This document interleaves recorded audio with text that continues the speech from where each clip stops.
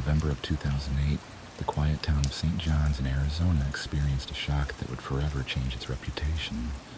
Known for its peaceful streets and close-knit community, the town, home to just a few thousand residents, rarely saw anything out of the ordinary. Yet one evening, everything shattered. That night, a devastating act of violence unfolded within a modest home, leaving two men fatally wounded.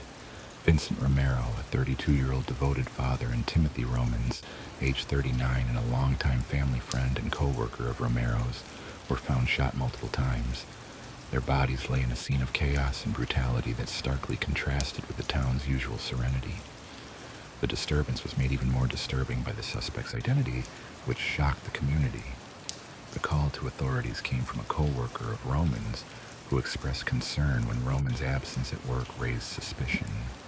When police arrived, they discovered a chilling scene: bloodstains on the floor, spent shell casings scattered around, and a haunting silence filling the house.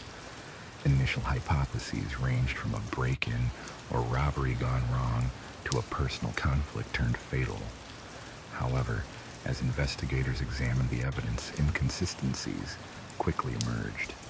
There were no signs of forced entry, and the victims appeared to have been shot at close range, indicating the perpetrator had been inside the house with them. Digging deeper, detectives uncovered an astonishing detail. The only other individual present during the incident was Romero's young son, just 8 years old. This revelation was nearly impossible for the community to comprehend. How could a child so young be involved in such violence? During questioning, the boy claimed he returned home after school to find his father and their friend lying dead. Yet certain details in his story conflicted with the physical evidence. His nervousness, avoidance of eye contact, and difficulty answering basic questions suggested he knew more than he was willing to reveal. As investigators examined the crime scene and the weapons used, they focused on a .22 caliber rifle, a firearm requiring deliberate reloads after each shot. The fact that multiple rounds had been fired pointed to a calculated and sustained act of violence, not a careless accident. Understanding that the young boy might be implicated in such a case, authorities realized this was not a single impulsive act, but a series of deliberate and planned shootings. The investigation into the tragic night in St. John's uncovered unsettling questions about innocence, culpability, and the nature of violence that would remain controversial for years to come. In the quiet town of St. John S., a place where children once roamed freely on their bikes and doors were often left unlocked, a chilling event shattered the community's innocence. The town suddenly found itself questioning notions of trust and the fragile boundaries of childhood, as investigators faced a profound and unsettling mystery.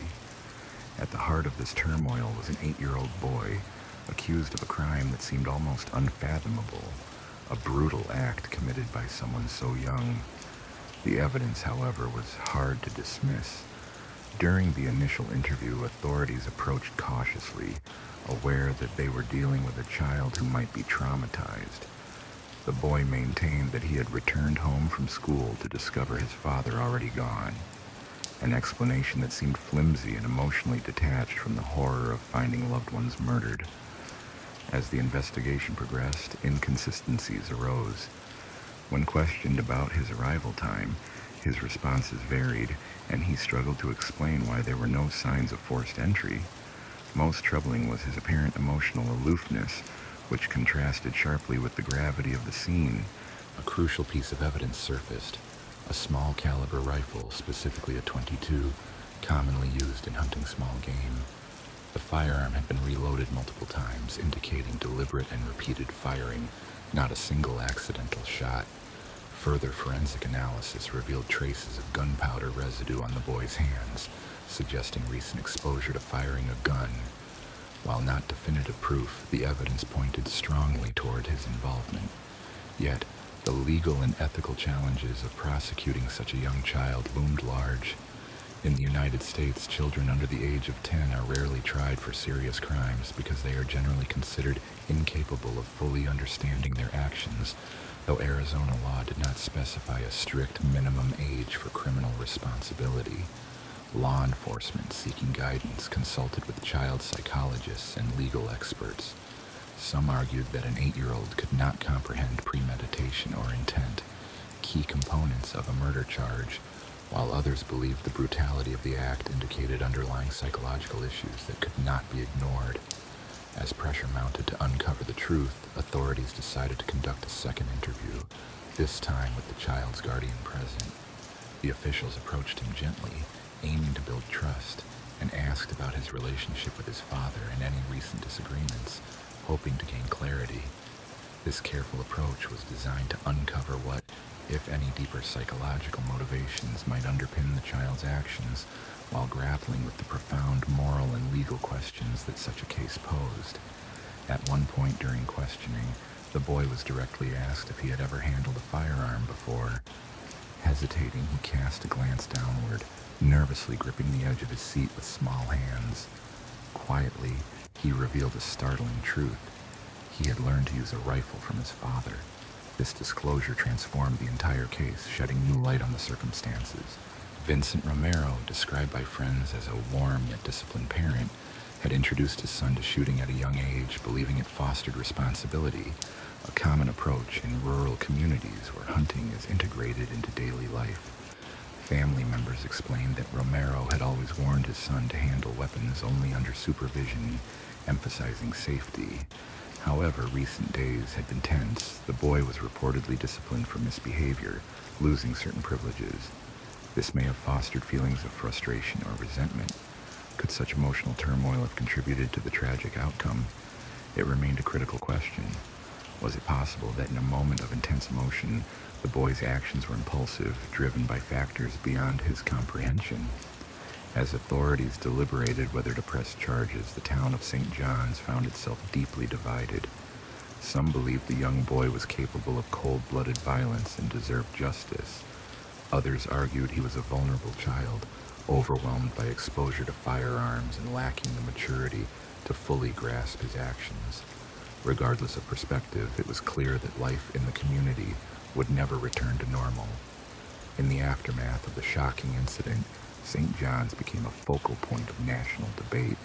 News vans clogged the streets, journalists crowded outside law enforcement offices, and live broadcasts from courthouses highlighted the case's unsettling nature. An 8-year-old involved in such a grave situation stunned the entire nation, prompting widespread conversations about childhood innocence, responsibility, and the influence of environment. The boy remained in police custody, with officials grappling over the best way to handle his case.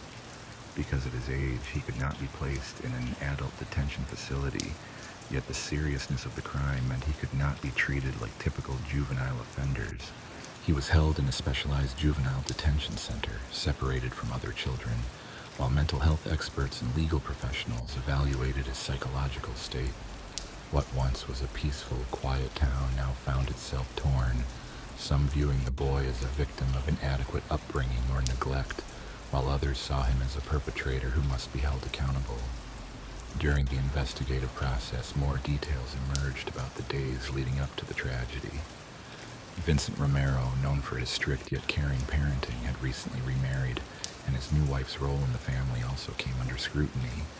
Family friends revealed he had urged the father to be stricter in disciplining his son, who was clearly having difficulty adjusting to recent changes at home. The boy's behavior had deteriorated. He acted out at school, withdrew from peers, and was uncooperative. In response, the father attempted to instill discipline, and in days prior to the incident, the boy had been punished for misconduct, though specifics remain unclear. The rifle used in the shooting had been a gift from the father intended as a tool to teach responsibility. In rural communities, such practices were common.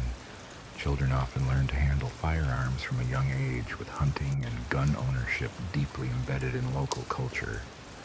The father may have seen the gift as an educational act, but the child had yet to fully grasp the concept of consequences. As investigators examined the case, doubts grew about whether the boy truly understood the finality of his actions. Forensic evidence painted a grim picture. Gunshot residue on his hands indicated he had fired the weapon, and the trajectory of the wound suggested the shooter was at a lower height, consistent with a juvenile. Ballistics confirmed that the same .22 caliber rifle had caused both victims' deaths. Shockingly, multiple shots had been fired into each person, implying intent rather than an accident. Authorities needed to proceed with care during the boy's questioning. A confession from an 8-year-old could be easily challenged if obtained improperly. During a second interview, a trained psychologist observed the boy's responses as the conversation moved from trivial topics, favorite shows, school, hobbies, to more personal issues. The boy mentioned recent anger from his father, who had confiscated his video games and sent him to his room for misbehavior. When asked about the night of the incident, he hesitated and repeated that he had come home to find his father and Timothy Romans already deceased. The investigators calmly asked if he had ever handled the rifle before. He nodded, confirming he had been allowed to shoot it. When questioned if his father had authorized him to do so again, he nodded once more. The room fell quiet. A detective leaned in and gently asked, "Did you shoot your dad?" The boy looked down at the table, gripping its edge, and after a moment, in a barely audible voice, replied, "I think so." While this was not a formal confession, it was enough to raise significant concerns. The psychologist noted that the boy's tone lacked fear or remorse. Instead, it showed confusion and a limited understanding of his actions' consequences. This case posed an extraordinary challenge for the legal system. As a juvenile, the boy was too young to be held responsible as an adult, yet the severity of his actions demanded careful consideration and approach. The severity of the crime rendered it impossible to dismiss. Prosecutors faced a difficult choice, whether to press formal charges or pursue alternative solutions centered on rehabilitation.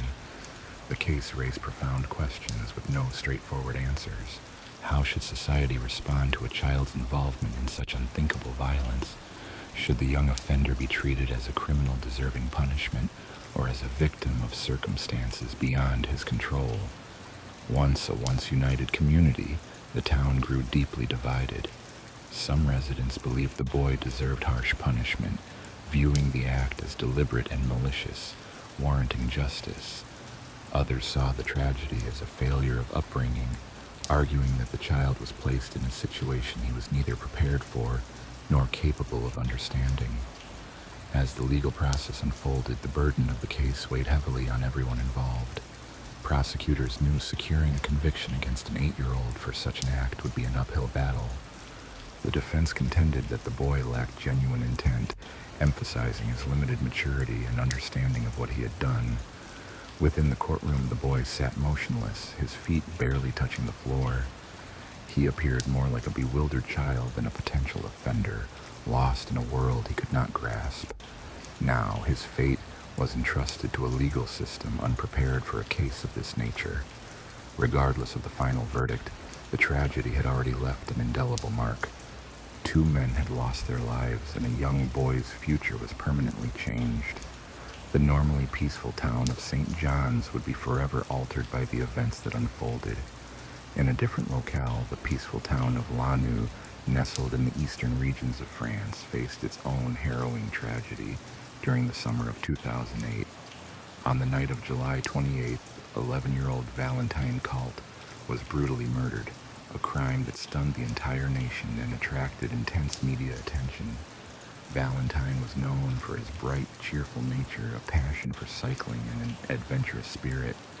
That evening he set out on his bike, as he often did, to enjoy the warm summer air.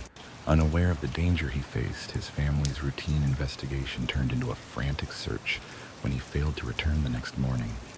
The community came together swiftly, scouring every corner of the town and surrounding areas for any trace of the missing boy.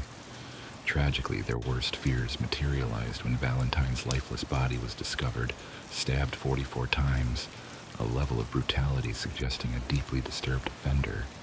The senseless violence left the town reeling, struggling to comprehend how such horror could occur in their peaceful enclave. Investigators faced numerous challenges.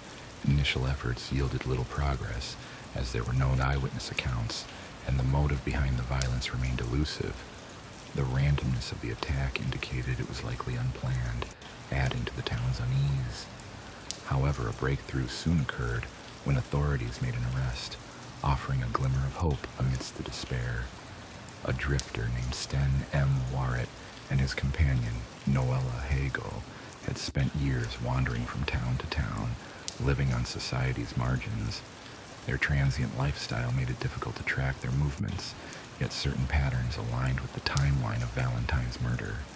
Under intense pressure from investigators, Warrett ultimately confessed to the crime, claiming he had been overwhelmed by a sudden surge of madness. His unpredictable behavior and long history of mental instability added layers of complexity to the case. Although Heigl was not directly involved in the killing, she faced charges for neglecting her role in hiding evidence. The subsequent trial captured nationwide attention as details about their nomadic existence and their seemingly senseless actions emerged. Psychiatric assessments played a crucial part in the proceedings as the court balanced questions of responsibility and mental health. Warrett was sentenced to life imprisonment, while Heigl received a lesser punishment for her complicity. The murder left a lasting scar on the town of Lanniw, sparking conversations about community safety, mental health awareness, and the difficulties in managing transient individuals who often go unnoticed by society. Despite efforts to heal, the town's sense of security was profoundly shaken. Families became more cautious, and the trusting atmosphere that once defined the community was replaced with lingering unease. People could not fathom how such a brutal act could occur in a place where everyone knew each other. What led Warrett to target an innocent child on that bleak night remained an unsettling mystery. Investigators uncovered a troubling backstory. Warrett and Heigl were not ordinary wanderers. They had drifted across France for years, disconnected from stable society. Warrett, a man with an unsettling aura, had shown signs of severe mental illness over time, while Heigl, a former medical nurse, seemed both an enabler and protector, unwaveringly loyal. Their existence lacked a permanent home, stable employment, or clear purpose, only constant movement and avoidance of attachment. What made their story even more disturbing was their bizarre belief system. Warrett claimed to receive divine messages, insisting he had a special mission to fulfill on Earth. He described visions and cryptic instructions from unseen forces, living in a reality separate from most people's understanding. Despite having a background as a nurse, Heigl reinforced his delusions, supporting his increasingly unpredictable behaviors instead of seeking help for his spiraling mental health. In the days before Valentine's tragic death, the couple was often seen in the nearby town of Nanua, where witnesses later remarked that their presence was unsettling. Mouette's intense, wild-eyed expressions and quiet but piercing demeanor seemed to cast a shadow over the village as they moved through the streets, much like specters, leaving behind whispers of discomfort. On the evening of July 28, 2008, they arrived in Nanua under circumstances that remain unclear. It's uncertain what prompted Mouette at that moment, whether a sudden, uncontrollable impulse or a perceived divine command. Yet he saw Valentine riding his bicycle through the town and made a decision with dire consequences. There was no connection between the young boy and Mouette, no apparent reason for violence, only a sudden outbreak of irrational rage that shattered any sense of reason. Autopsy reports revealed that Valentine had fought fiercely for his life, bearing a total of 44 stab wounds, each telling a story of horror and chaos. Some wounds were deep, inflicted with terrifying force, while others appeared frenzied, as if the attacker had lost himself in a moment of blind fury. Valentine's small body was ultimately left abandoned by the roadside, his bicycle nearby, a scene marked by spontaneous violence and a complete lack of motive, heightening the terror of the act. After the crime, Mouette and Higo did not flee far. Instead, they wandered aimlessly, as if unaffected by what had transpired.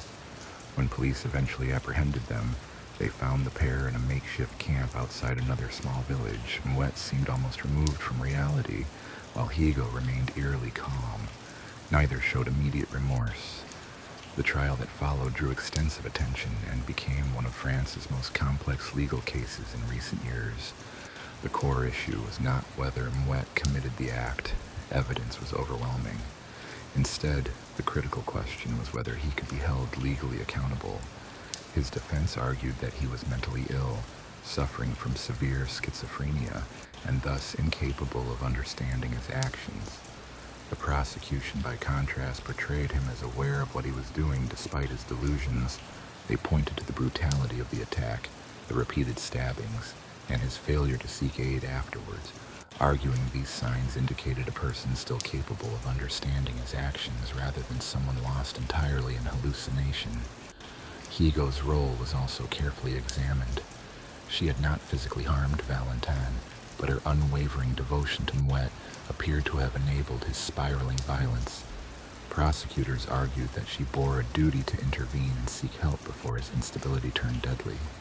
Some viewed her as a victim trapped within an abusive, manipulative relationship, while others saw her as an accomplice, complicit in the horrific act. Psychiatrists were called to assess Moet's mental condition, and their findings were disturbing. They diagnosed him with severe schizophrenia, marked by paranoid delusions and a profound disconnection from reality. Nevertheless, some experts contended that he still retained enough awareness to be held responsible.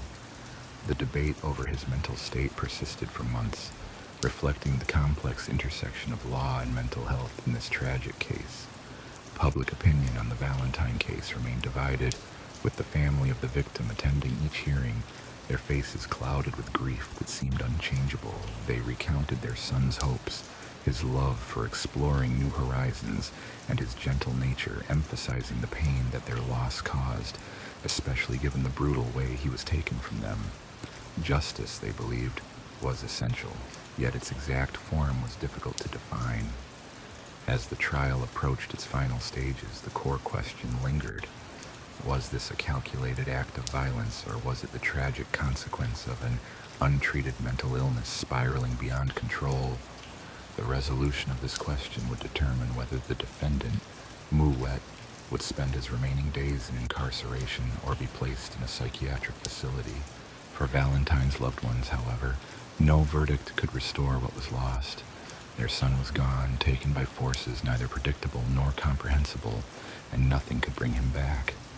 The closing days of the trial were marked by palpable tension, heated exchanges, and a heavy sense of fatigue among all present, judges, lawyers, reporters, and the grieving family alike.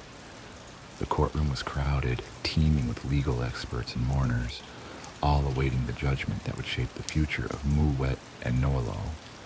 Outside groups gathered, some calling for severe punishment, others questioning whether Moet's mental state justified a different approach before trial.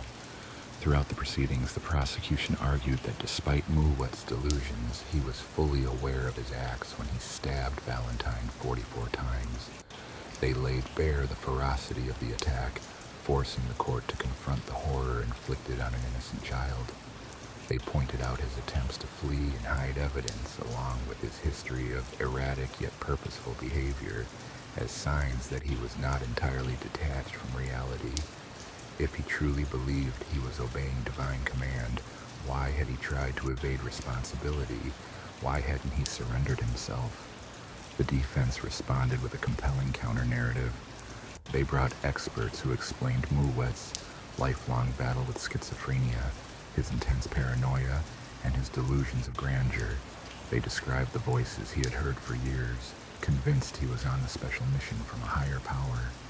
Psychiatric assessments confirmed that his mental health had been declining over time, worsened by his transient and isolated lifestyle.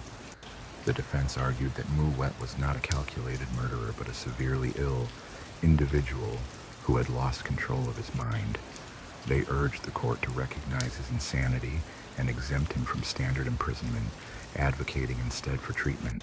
Noelo Hago's involvement was more ambiguous, fueling ongoing debate. She had not wielded the knife, had not directly harmed Valentine, yet she remained beside Moet without intervening or seeking help. Prosecutors contended that her presence enabled the dangerous man, potentially feeding into his delusions instead of preventing tragedy. Some even suggested that she had exercised subtle influence, pushing him further into his disturbed state. Ultimately, the case highlighted complex issues of responsibility, mental health, and morality. The court faced the difficult task of weighing the evidence, balancing justice with compassion, and striving for a verdict that acknowledged the profound tragedy while considering the profound mental illness that underpinned it. The courtroom scene unfolded as a portrait of profound tragedy, with the defense portraying her as a victim ensnared in psychological manipulation. She was depicted as a woman caught in an unhealthy, codependent relationship with a man whose grasp on reality was slipping away. Throughout the proceedings, Mouet remained mostly silent, his face vacant and his demeanor eerily detached. At times, he appeared to scarcely grasp the weight of the events, mumbling about visions and divine messages. In stark contrast, Higo sat stoically but visibly tense, clutching the edge of the table as if seeking stability amid the chaos. The presence of the cult family underscored that the case was ultimately about the life of an 11-year-old boy who had been robbed of his future.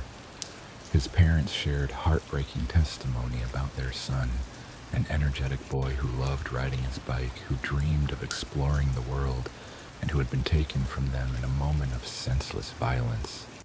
Their pain was overwhelming, their loss truly irreplaceable. When the court finally announced its verdict, there was no celebration, only a somber acknowledgement of reality. Mouet was convicted of a grave act, but was also recognized to have diminished responsibility due to severe mental illness. Instead of a traditional prison sentence, he was sentenced to life in a high-security psychiatric hospital, a compromise that acknowledged both the seriousness of his actions and his condition. Meanwhile, Noah Higo was found guilty of neglecting her duty to prevent the crime and received an 18-year sentence. This decision sparked debate. Some believe she received too light a punishment, perceiving her as more involved than acknowledged. Others saw her as a victim herself, as much a participant in her partner's madness as the victim was in his. In the years after the case, the incident continued to haunt France's collective memory, igniting widespread debates about mental health, legal accountability, and the dangers posed by untreated psychiatric disorders. Questions arose about how Mouet had been able to travel unimpeded for so long, how his illness had gone unnoticed or neglected until it was too late. For Valentine's family, no legal ruling could mend the profound loss. They withdrew from public life, unable to endure the relentless media scrutiny. They moved away from Lanniw, shunning the streets where their son had once played, carrying a wound that would never fully heal. Lanniw itself changed after the tragic event. Once known for its peaceful charm, the town became infamous for the crime that had shattered its tranquility. Locals from other regions would speak of it in hushed voices, forever associating the place with that tragic summer night. The collective memory of the community was forever scarred, and the innocent lives lost left a lasting imprint on all those touched by the ordeal. In 2008, the peaceful neighborhood of New Cross in southeast London was shattered by a brutality that seemed almost unfathomable. Two young French postgraduate students, both just 23 years old, Laurent Beaumont and Gabriel F.Z., were found murdered in a ground-floor flat on Sterling Gardens. The savage nature of the attack, followed by an equally disturbing attempt to cover it up with arson, sent shockwaves through the local community and beyond, prompting an intensive investigation by the Metropolitan Police. Beaumont and F.Z. were students of biochemistry from the prestigious Polytech Clermont-Ferrand in France, having come to London for a 3-month exchange at Imperial College. Known for their brilliance and dedication, both had promising futures ahead. That tragic night changed everything when emergency responders arrived after reports of a fire. Their grim discovery revealed their bodies, bound, mutilated, and horribly injured. Post-mortem reports showed a level of violence that was both frenzied and precise. Beaumont had endured an astonishing nearly 200 stab wounds, while FZ had been stabbed 47 times, mostly around the head, neck, and chest, indicating prolonged suffering. The fire was deliberately ignited with accelerant, likely intended to destroy evidence, but instead it drew immediate suspicion. Authorities faced immense pressure to find the perpetrator quickly, especially given the international implications of the crime. Initial investigations uncovered that just a week earlier, Beaumont's flat had been burglarized, with a laptop stolen, raising questions about potential motives or connections leading up to the murders. This tragic event remained etched in the collective memory as a stark reminder of the crime's barbarity and the profound loss suffered by the families, the local community, and the broader public. Following a report of a theft, investigators began to question whether the same individual was responsible for both the break-in and the subsequent tragic deaths, or if these events were merely coincidence. The absence of signs of forced entry pointed towards the victims possibly knowing their attacker, or perhaps leaving their door unsecured, a common scenario in shared living arrangements. As the investigation advanced, a crucial breakthrough occurred when witnesses described seeing a man fleeing the scene shortly after the fire was ignited. Authorities released a composite image showing a white male between 30 and 40 years old, with a slender build, wearing a light baseball cap and a dark shirt bearing the word June, which quickly circulated through media outlets. This widespread dissemination prompted numerous leads from the public, each thoroughly investigated by the police. The outrage stemmed not only from the brutality of the violence, but also from the youthful age of the victims, deeply affecting communities across the UK and France. Vigils were held in their memory, with residents uniting to mourn and show support. The French government, concerned about the safety of its citizens abroad, collaborated closely with British authorities, offering resources and expertise to ensure justice. Despite these efforts and the release of the composite image, the case faced persistent hurdles. The absence of an apparent motive, combined with the suspect's calculated attempt to destroy evidence through arson, suggested a perpetrator both reckless and clever. Investigators examined the backgrounds of Laurent Bonhomme and Gabriel F.Z., searching for clues that might reveal why they had been targeted. Both young men had been exemplary students with no known enemies or risky associations. As days turned into weeks, media attention intensified, raising questions about the security of international students in London and the effectiveness of law enforcement. Behind closed doors, detectives reevaluated evidence, conducted interviews, and coordinated with international agencies. A haunting question persisted: who could commit such an atrocity and why? Little did the public know a breakthrough was near, one that would shed light on the darkest aspects of human nature and move the case closer to resolution. Solving the murders of Laurent Bonhomme and Gabriel F.C. depended on piecing together a complex puzzle, with key clues hidden among the charred remains of the crime scene. The severity of the attack, more than 240 stabbing injuries, indicated that this was no ordinary robbery gone wrong, but a crime fueled by something far more sinister. Was rage involved? Was it carefully planned? Or was it the act of someone unhinged? Forensic teams meticulously examined the wreckage, uncovering evidence suggesting the fire had been deliberately ignited with an accelerant. The purpose was clear. The killer intended to destroy evidence and hide their identity. In a desperate attempt to hide evidence, the perpetrator may have acted impulsively after realizing the horrific extent of their actions. Yet, this act of panic ultimately worked against them, as the fire failed to consume everything concealed beneath the layers of soot and debris. Crucial fragments of evidence survived the blaze, offering investigators valuable clues that could potentially lead to the offender. One of the most significant discoveries was a discarded latex glove found near the scene, partially melted by the flames.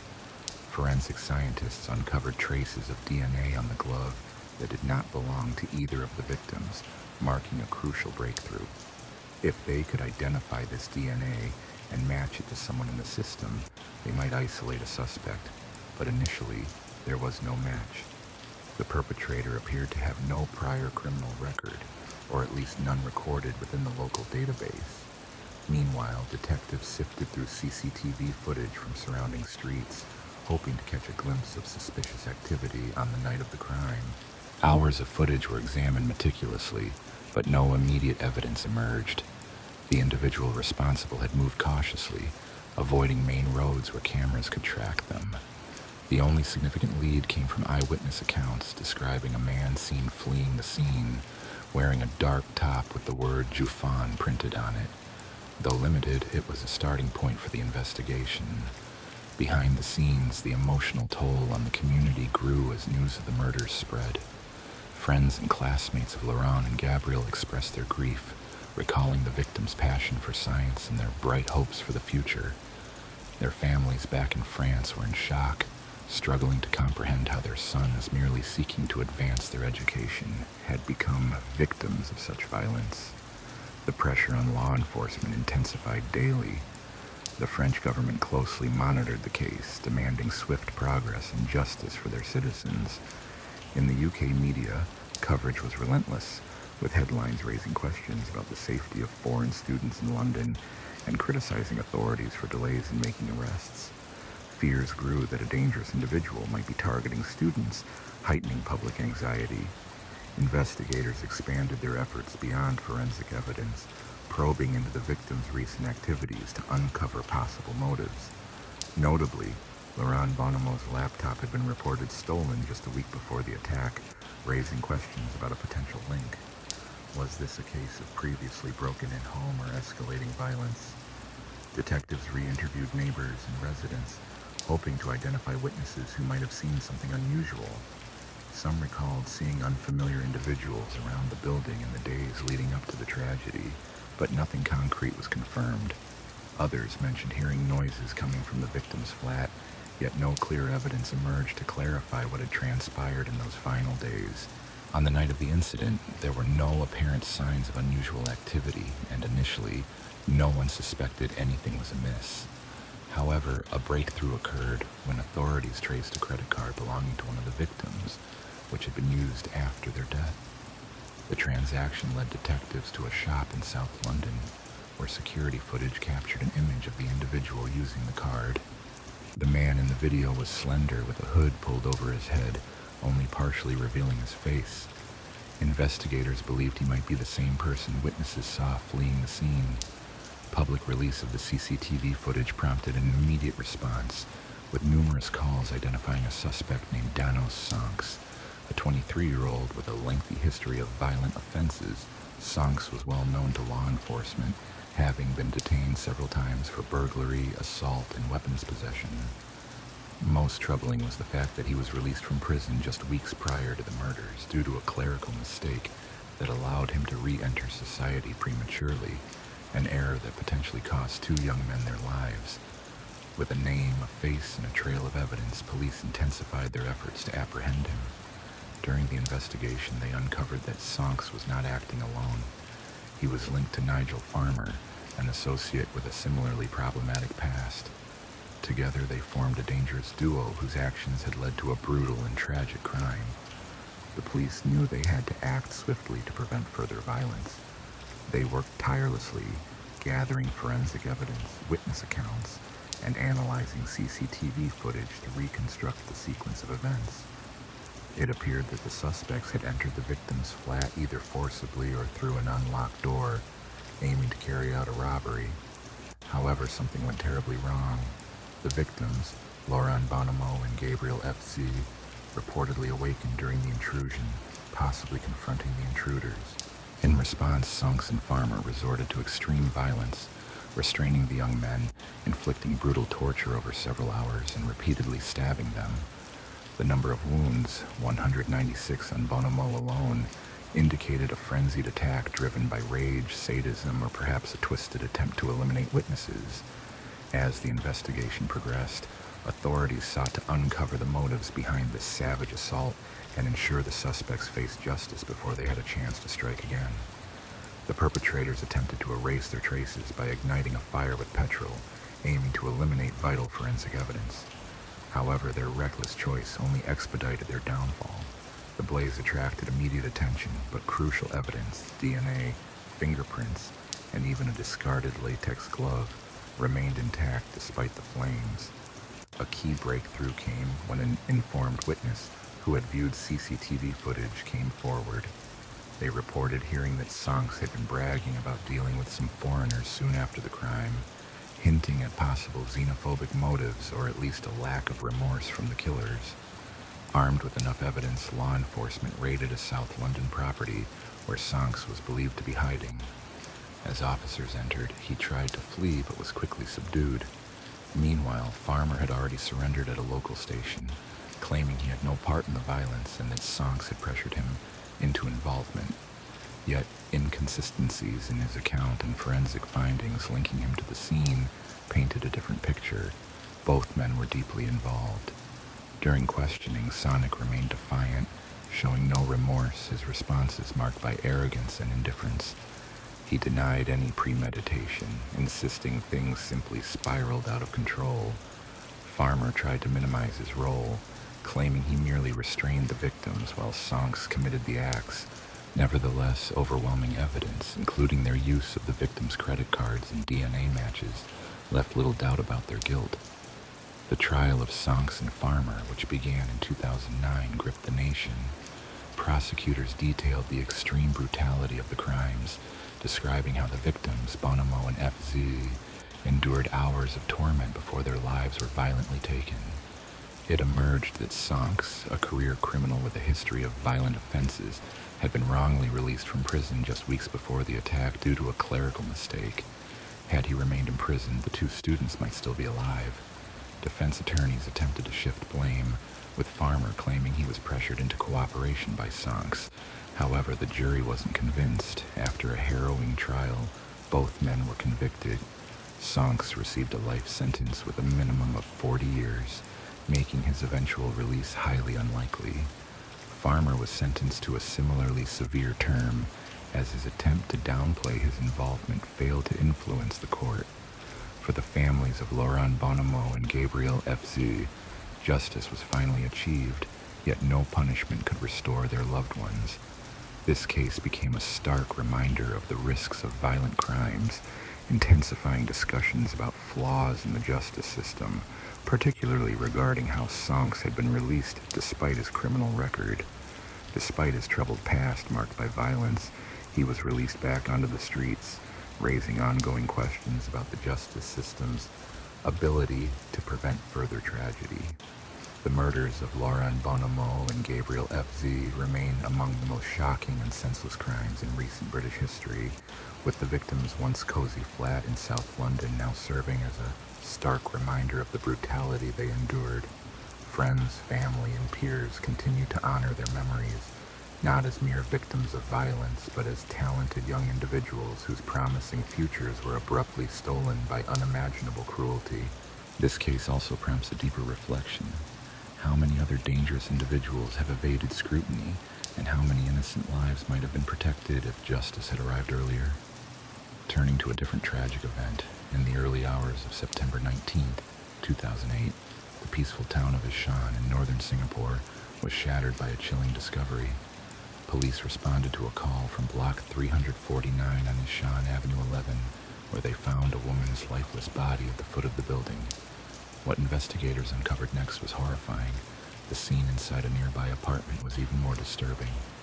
There, they found the bodies of two women, both suffering from multiple stab wounds, alongside a critically injured teenage girl who, against all odds, survived the attack.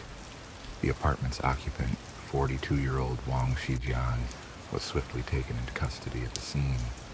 The victims were identified as Wang's girlfriend, 41-year-old Jiang Ming, her 17-year-old daughter, Fang Jinu, and their 36-year-old flatmate, Yang Jie. The wounded girl was rushed to Tan Tong Hospital for urgent care. Known as the case of the triple murders, this atrocity shocked Singapore and attracted widespread international attention. The brutality of the crime, combined with the fact that all involved were Chinese nationals, prompted extensive media coverage both locally and abroad. The Chinese embassy in Singapore expressed deep concern, calling for a rapid and thorough investigation to deliver justice. As details emerged, a troubling story came to light. Wang Shijian, a native of Tianjin, China, recounted a turbulent relationship with Jiang Ming. According to his police statements, he endured severe abuse and humiliation during their time together in Singapore. He claimed she confined him to her bedroom, forced him into menial tasks, and subjected him to harsh conditions. Additionally, he described how Jiang demanded extravagant meals, such as crab dishes costing over 100 Singapore dollars, which he struggled to afford. These details pointed to escalating tensions and financial exploitation, culminating in a violent clash on the night of September 18th over yet another contentious issue. In the case of an elaborate dinner, Wang stated that Jiang's insulting comments and relentless demands pushed him to his limit. In a moment of uncontrollable anger, he grabbed a serrated knife from the kitchen and attacked Zhang while she was sleeping, causing multiple fatal injuries. The chaos woke Fee, who tragically became the next victim as she tried to intervene. The violence then extended to their flatmates, resulting in Zhang's death and serious harm to her daughter. The community was left in shock and mourning, with neighbors recalling frequent arguments in the weeks before the incident, yet nobody anticipated such a tragic outcome. The surviving teenager faced a difficult path to physical and emotional recovery, supported by family members who traveled from China upon hearing the devastating news. Wang Xin was charged with 3 counts of murder and 1 of attempted murder. During the trial, he portrayed himself as a victim of prolonged abuse, claiming that built-up rage and desperation driven his actions. Conversely, prosecutors depicted him as a person capable of extreme violence, choosing lethal responses to personal issues. This case underscored how domestic conflicts can intensify into deadly violence and shed light on the struggles faced by foreign nationals living abroad.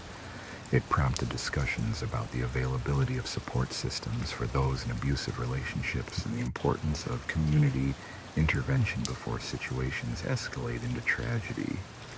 As the legal process progressed, the victims' families sought comfort and justice while grappling with their profound loss.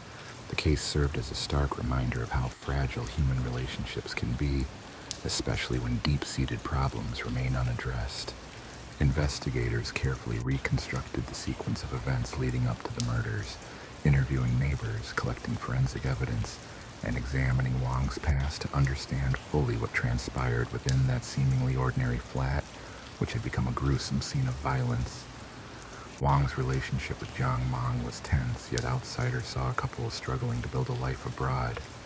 Zhang had initially moved to Singapore first, securing employment before inviting Wang to join her. According to Wang, Zhang had promised a better future, but their relationship quickly worsened. He alleged that she grew more controlling, belittling him publicly and treating him more as a servant than a partner. The conflict was not only emotional, financial stress also played a significant role.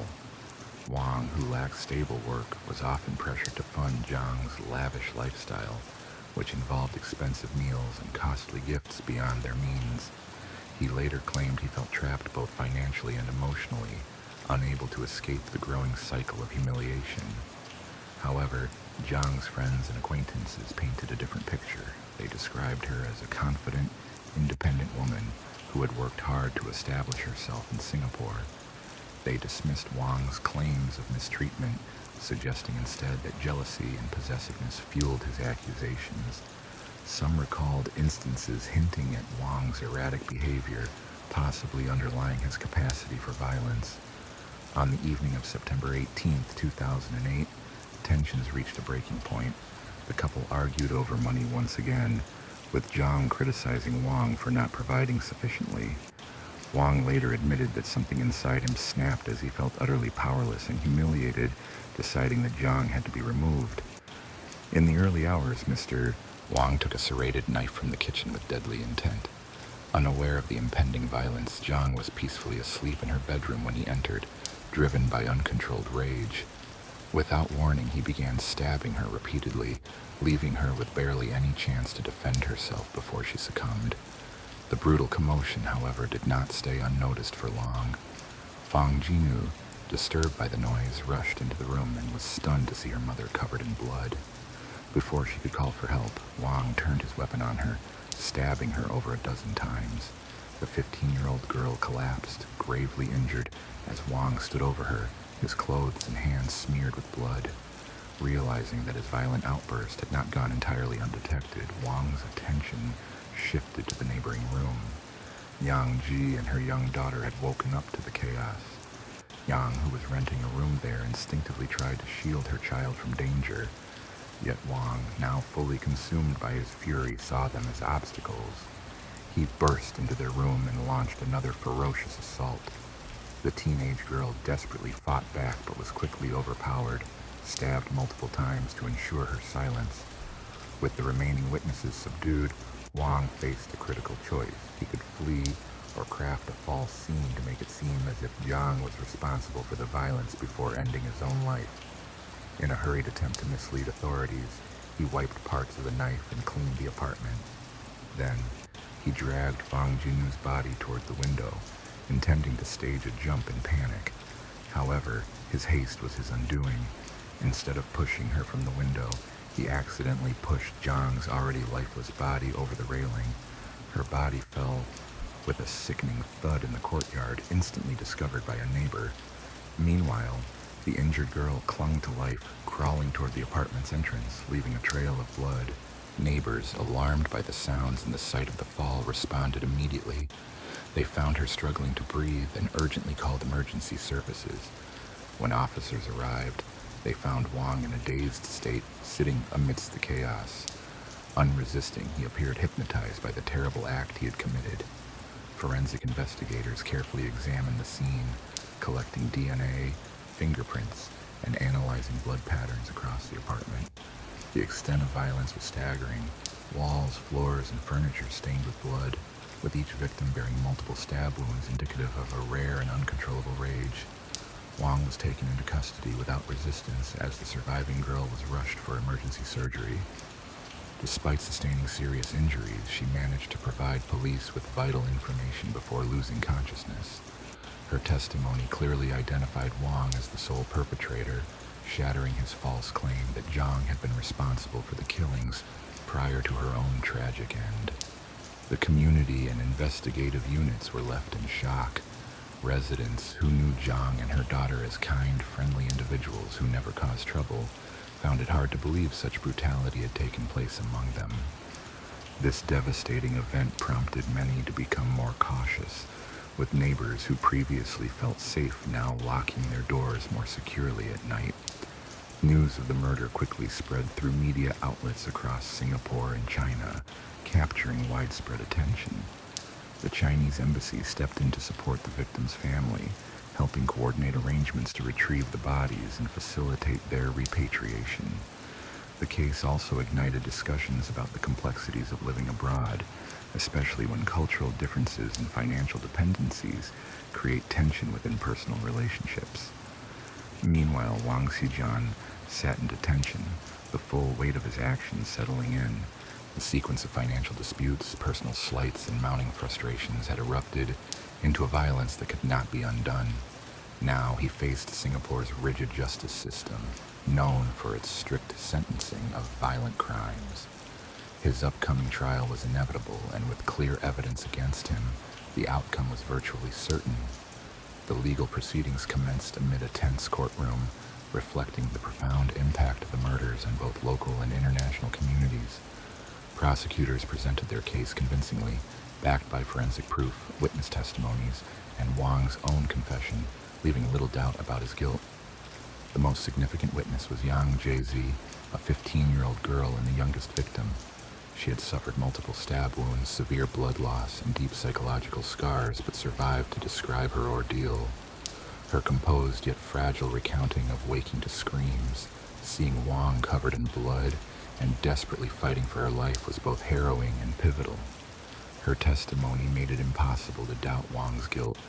Prosecutors argued that the attack was carefully planned and fueled by resentment, not impulsive violence. They detailed how Wang had repeatedly stabbed Jiang Ming in her sleep, then turned on her daughter when she tried to intervene, before killing the other two women who could have served as witnesses. The evidence strongly pointed to a premeditated and frenzied act of violence, emphasizing the brutality and deliberate nature of the crime. In his defense, Wang claimed that his actions stemmed from mistreatment by Jiang, portraying himself as a victim pushed into violence. However, the court found this excuse unconvincing, especially when forensic evidence contradicted his assertions. Blood spatter analysis showed that the assaults occurred over an extended period, indicating that Wang had ample opportunity to cease his rampage, but chose to continue instead. The numerous stab wounds, far exceeding what was necessary to end a life, revealed a whirlwind of overwhelming rage, suggesting he had lost all control. The defense argued that Wang's behavior was the result of emotional abuse and financial hardship, claiming these hardships led to a psychological breakdown that caused him to erupt in uncontrollable anger. They depicted him as a man driven to the edge by years of suffering in Jiang's hands. Nonetheless, the prosecution countered that no such explanation could justify the calculated brutality of the attacks. Evidence demonstrated that Wang systematically moved through multiple rooms, making sure each victim was targeted, with no one spared. As the trial proceeded, it became clear that Wang lacked a genuine defense. His composure was mostly detached, although occasionally he showed signs of remorse. Still, when questioned, his responses were inconsistent, and attempts to rationalize his actions only deepened the jury's condemnation. The presiding judge's final verdict was clear-cut, condemning the murders as among the most heinous crimes in recent history within the country. The brutality, the helplessness of the victims, and Wang's methodical approach illustrated a profound level of cruelty. The judge dismissed Wang's claims of provocation, emphasizing that his actions reflected a deliberate decision rather than a momentary loss of control. On the 21st of October 2010, Wang Shijian was sentenced to capital punishment. The decision evoked mixed feelings, relief that justice had been achieved, and sorrow over the tragic loss of life in such a senseless act of violence.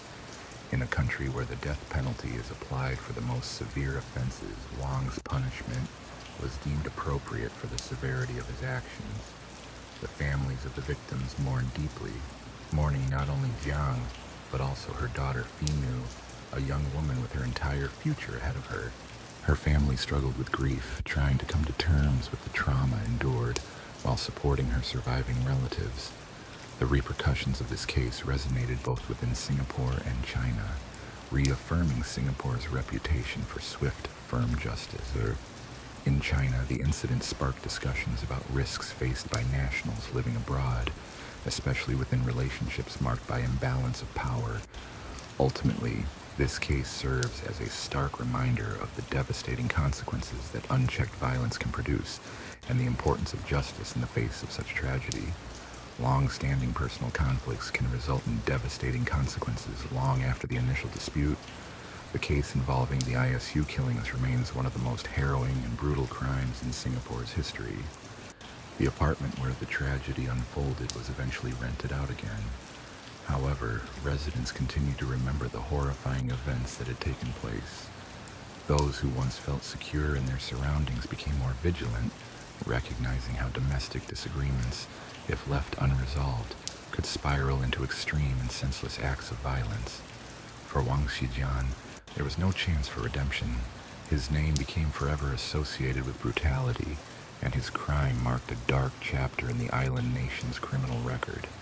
Despite the passage of time, the memories of that night, marked by blood-stained walls, desperate cries, and the tragic loss of life, remained vividly etched in the minds of those who followed the case.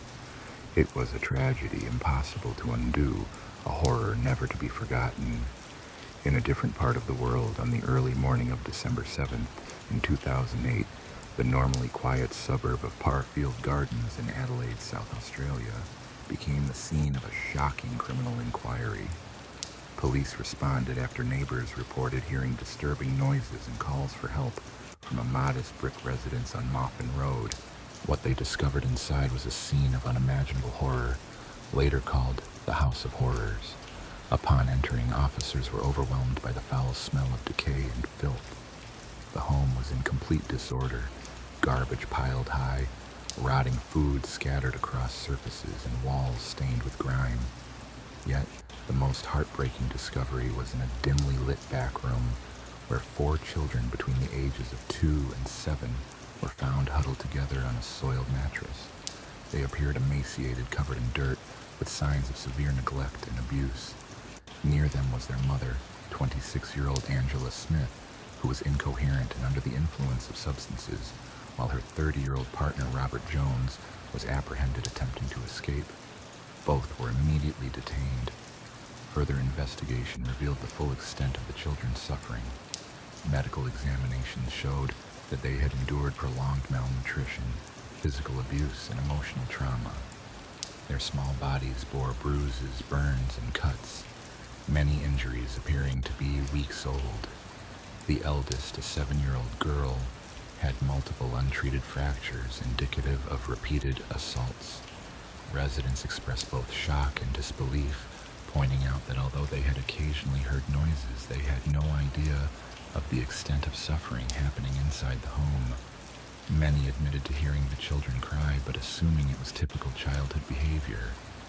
One neighbor said, "I heard them crying at night, but I never imagined something like this could be happening." A failure to thoroughly investigate Smith and Jones's backgrounds, marked by a pattern of substance abuse, domestic issues, and prior contact with Child Protective Services, raised serious concerns. Records showed the family had been reported multiple times over the past few years. However, each incident resulted in only minimal intervention and ultimately was dismissed.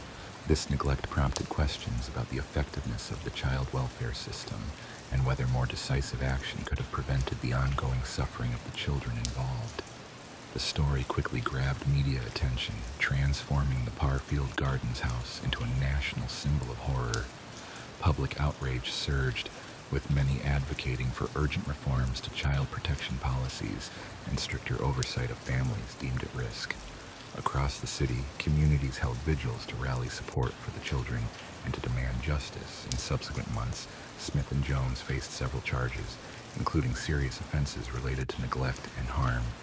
Both entered pleas of not guilty, citing struggles with addiction and mental health as factors influencing their actions. Yet, the overwhelming body of evidence from prosecutors painted a stark picture, a disturbing history of deliberate neglect and systemic abuse. The children were removed from their abusive environment and placed under social services care, receiving medical treatment and counseling. Foster families were carefully chosen to provide stability and love, aiming to repair the emotional and physical wounds inflicted upon them, though updates on their recovery remained limited to preserve their privacy. Reports indicated steadily improving physical and emotional well-being. This tragic case became a turning point in South Australia's child protection approach. It prompted reviews, policy revisions, and efforts to ensure warning signs would not be ignored in the future. While no reform could erase the trauma suffered, there was a collective hope that improved measures could prevent such tragedies from repeating. The case of the House of Horrors remains a poignant reminder of children's vulnerability within abusive households, emphasizing the vital role of community vigilance and robust child protection services.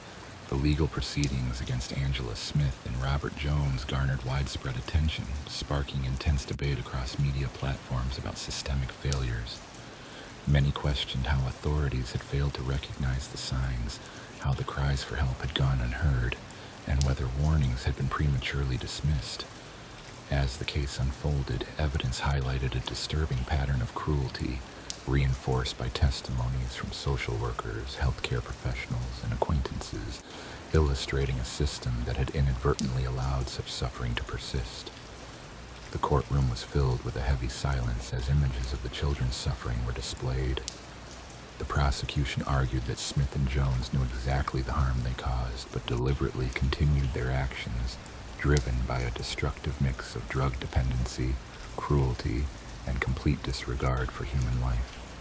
When the first medical examiner testified, the jury listened with growing distress as they detailed the children's injuries. The oldest girl had endured repeated physical assaults over many years, with marked old fractures that had never been treated, some of which appeared to be inflicted with tools rather than fists. The youngest victim, a 2-year-old boy, was critically underweight, his fragile body bearing scars that suggested burns, possibly from cigarettes or scalding water. A particularly poignant moment came from a social worker who had visited the family just months earlier. She described raising concerns about the children's welfare, recounting her suspicions that all was not well. Her voice trembled as she explained how every attempt to investigate was thwarted. The children's guardians would claim minor ailments or injuries from falls. The home was reportedly filthy, yet authorities were never granted enough access to see the full extent of the neglect. As Smith and Jones always found ways to keep inspectors at bay, the courtroom reacted with visible shock when it was revealed that several official reports of abuse had been dismissed due to bureaucratic delays and lack of evidence, allowing the couple's vicious behavior to continue unchallenged for months. Further heartbreaking was testimony from a forensic psychologist who described the mental state of the eldest child, a 7-year-old girl.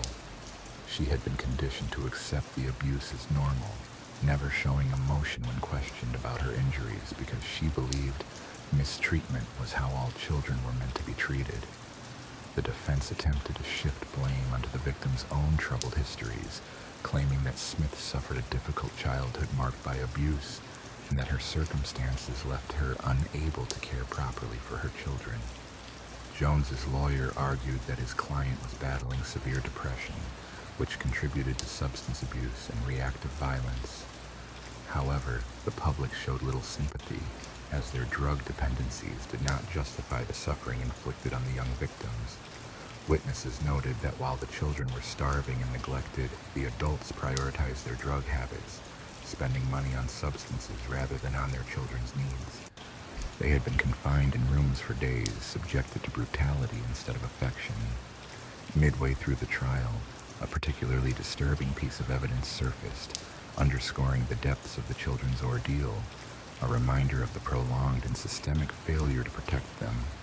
In a quiet courtroom, disturbing recordings surfaced from an elderly neighbor's phone, revealing the harrowing reality behind several nights.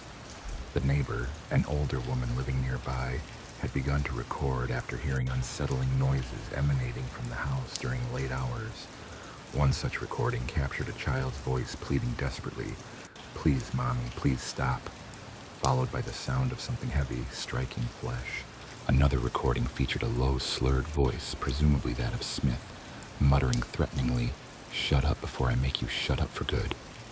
As these recordings played, the courtroom was visibly affected. Jurors looked shaken, and some members of the public were overwhelmed with emotion. The raw cruelty within those moments was impossible to ignore. As the trial entered its final phase, the innocence of the children and their uncertain futures lingered heavily over everyone. Experts debated whether trauma of such intensity could ever truly heal. While the legal proceedings could sentence Smith and Jones, questions remained about the lasting psychological scars inflicted on those innocent children. Would they ever regain a sense of safety and trust? The case cast a spotlight on fundamental flaws within Australia's child protection services, revealing systemic gaps that had allowed these children's suffering to go unnoticed for too long. In response, the government swiftly launched a review of welfare policies, vowing reforms to prevent such tragic incidents from repeating. Advocacy groups demanded harsher penalties for offenders and increased funding for intervention strategies, emphasizing that the case was no longer solely about Smith and Jones. It became a stand for safeguarding children's rights and ensuring they are never neglected again. As the trial drew to a close, a tense courtroom awaited justice. The evidence was overwhelming. The prosecution presented irrefutable proof of prolonged abuse, and the defense could not sway the jury to show mercy. Public outrage was palpable, leaving no room for leniency for those who had inflicted so much suffering on vulnerable children. When the judge entered, silence fell over the room. The jury's decision was announced with unwavering certainty. Angela Smith and Robert Jones were found guilty on all charges. There were no surprises. The evidence had painted a damning picture. The only remaining question was about sentencing. The judge paused thoughtfully before speaking in a measured tone. "This case has disturbed the conscience of our nation. The cruelty inflicted upon these children is incomprehensible," he continued, condemning the defendants for their failure as parents. "Instead of providing love and protection, you subjected your own children to torment, starvation, and relentless fear. No justification can excuse such actions." With that, the courtroom understood that justice was about to be served, and the severity of the punishment would reflect the gravity of their crimes. Amid the anguish of their actions, the judge's voice resounded with deep condemnation, emphasizing that the children would carry the scars of abuse for a lifetime. They would never forget the pain, the hunger, or the long nights spent fearing they might not survive to see another day. a suffering no prison sentence could ever truly undo. Accordingly, both Smith and Jones received life sentences, with a minimum of 25 years before they could be considered for parole, the most severe penalty available under Australian law at that time. The courtroom quietly buzzed with mixed reactions. Some felt relief, while others deemed this punishment insufficient for the horrors inflicted. Neither man showed much emotion, Smith avoiding eye contact and Jones sitting still, face blank. Perhaps they had accepted their fate long before, or simply lacked any capacity for remorse, yet the legal proceedings marked only part of a broader struggle. Beyond the courtroom, efforts were underway to aid the children's recovery from profound trauma. Although details were scarce due to privacy concerns, it was known they had been placed with experienced foster families providing constant care. The eldest girl, whose resilience had impressed investigators, gradually began speaking more openly about her ordeal and had started therapy, though experts warned that healing would take years or even a lifetime. Meanwhile, the 2-year-old boy's health improved under proper medical supervision. His physical weakness and developmental delays showed signs of gradual recovery. Despite physical progress, emotional scars remained a daunting challenge. The case prompted comprehensive reforms, with the South Australian government launching a thorough review of child protective services, tightening oversight, and expanding resources for social workers.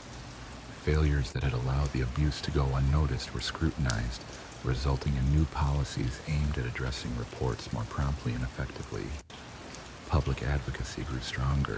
Campaigns about neglect and household violence mobilized communities, while donations poured into organizations dedicated to supporting abused children. For a time, national unity seemed focused on preventing such tragedies again. Yet, no legislation or policy could erase the past or undo the suffering of those children. The haunting memory of the Parfield Gardens case lingered as a stark chapter in Australian history, a chilling reminder of the depths of cruelty that could exist behind closed doors, forever casting a shadow over their childhoods.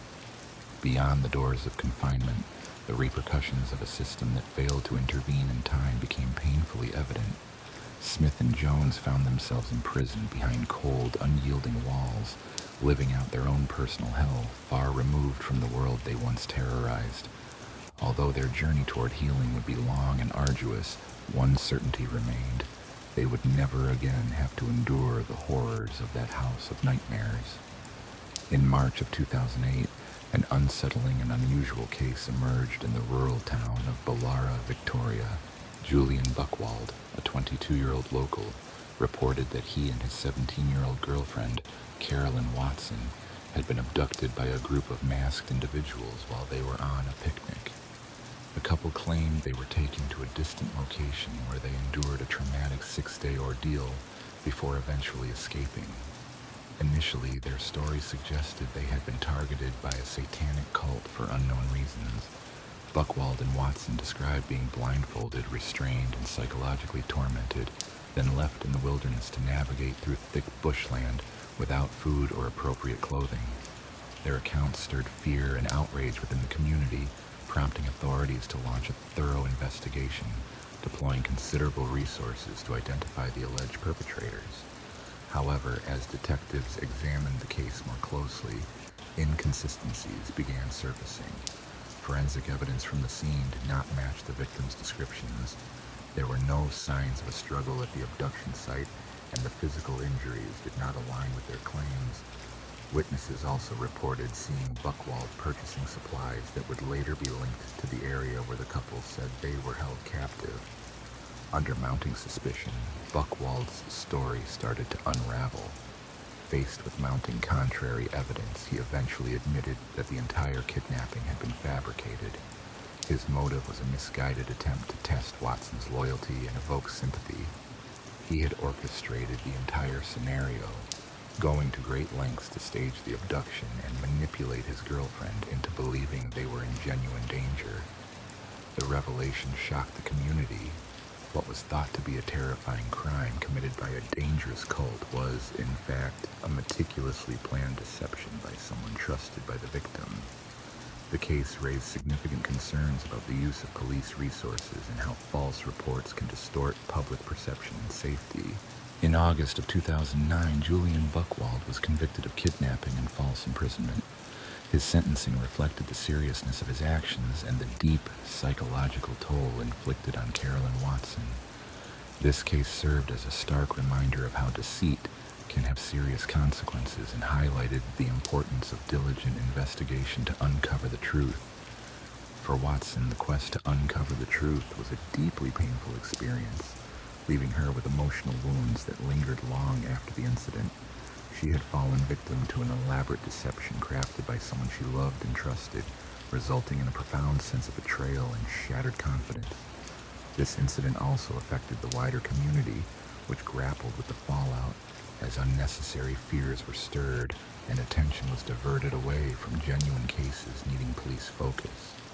The case exemplifies the complexities inherent in criminal investigations, highlighting the importance for law enforcement to approach each situation with vigilance and discretion. It also underscores the damaging effects false reports can have on individuals and society, emphasizing the critical need for honesty and responsibility when reporting incidents.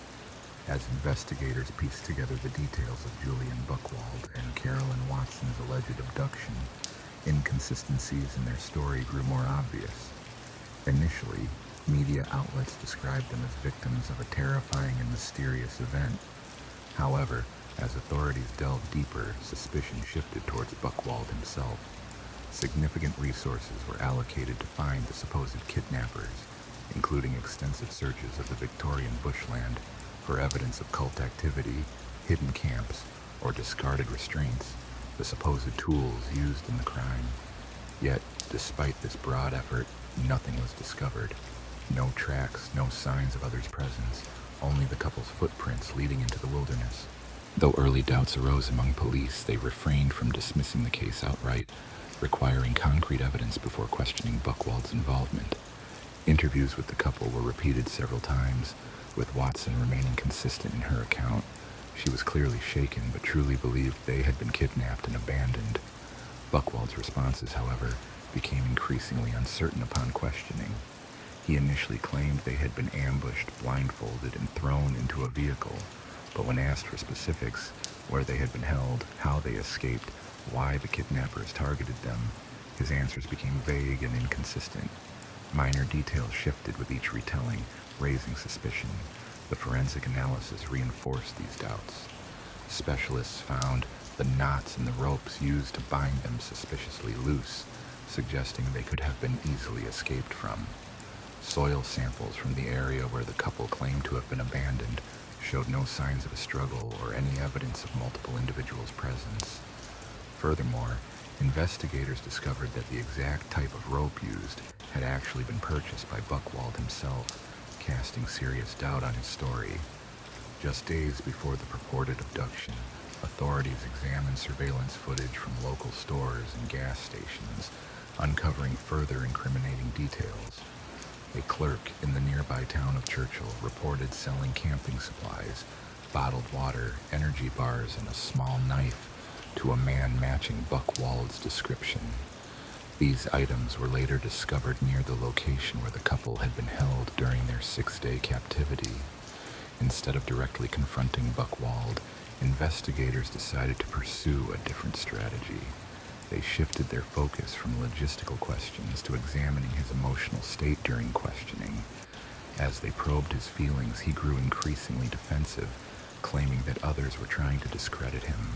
When the evidence was finally presented, surveillance footage, forensic inconsistencies, and the clerk's testimony, Wald's demeanor changed drastically. Initially, he attempted to reinforce his version, suggesting that cult members had manipulated evidence to make it appear he staged the event. However, once detectives confirmed that no cult existed, no similar incidents had been reported nearby, and that his own purchases linked him directly to the scene, his story unraveled. Faced with mounting proof, Wald's facade cracked. He admitted that the entire kidnapping was fabricated, a meticulously planned deception designed to test Watson's loyalty. His twisted motive was to see whether she would remain committed to him through a traumatic ordeal, believing that enduring such hardship together would prove her devotion. This revelation sent shockwaves through the investigation team. It was one thing to fabricate a crime, but to subject someone to psychological torment for personal validation was profoundly disturbing. Watson, upon learning the truth, was devastated. She had endured days of fear, exhaustion, dehydration, and terror, all driven by her boyfriend's cruel experiment. With Wald's confession in hand, authorities promptly arrested him on charges of false imprisonment and related offenses. What was initially thought to be a sinister case of organized crime turned out to be an elaborate act of self-serving deception. The emotional toll on Watson was profound, and she faced a long, difficult path towards recovery. As the community learned the truth, responses ranged from disbelief to outrage. The police had squandered valuable resources, the public had been subjected to a terrifying falsehood, and Watson had suffered through a nightmare that would linger for years. Most troubling was the reminder of how easily trust could be weaponized when someone manipulates others to serve their own twisted purposes. Someone's most profound fears can be exploited for the selfish ambitions of others. Buchwald's trial was imminent, yet the harm had already been inflicted. The pressing question was how justice would be served, and whether Watson could ever truly recover from the betrayal she endured. In the courtroom, Julian Buchwald stood before the judge awaiting sentencing. The case had drawn intense media attention, and the nation watched eagerly, seeking answers about accountability. What appeared initially as a terrifying kidnapping by an unknown cult revealed itself as a manipulative scheme carried out by a man willing to subject his partner to psychological torment merely to test her devotion. Carolyn Watson, visibly shaken, sat near her loved one, still grappling with the trauma. She had spent months in therapy, painstakingly trying to rebuild her sense of security, but the emotional scars ran deep. The betrayal had shattered her trust not only in Buchwald, but also in her own instincts, questioning how she had failed to see the warning signs and fall into such a trap. During the trial, prosecutors depicted Buchwald as a disturbed individual, capable of manipulation and endangerment for selfish reasons. They argued that his reckless actions showed a blatant disregard for Watson's physical and emotional safety, wasting vital police resources that could have assisted genuine victims. The defense sought to portray Buchwald as a misguided young man who acted out of misplaced love, asserting he had no intention of causing harm. His lawyers urged for leniency, emphasizing his clean record and claiming his actions stemmed from emotional immaturity rather than malice. Nevertheless, the judge remained firm. Addressing Buchwald directly, he stated, "Your actions were not only deceptive but deeply cruel. You subjected another human being to an ordeal no one should endure. You exploited Mrs. Watson's trust, love, and innocence as tools in a twisted psychological game." The court recognized the severity of his conduct.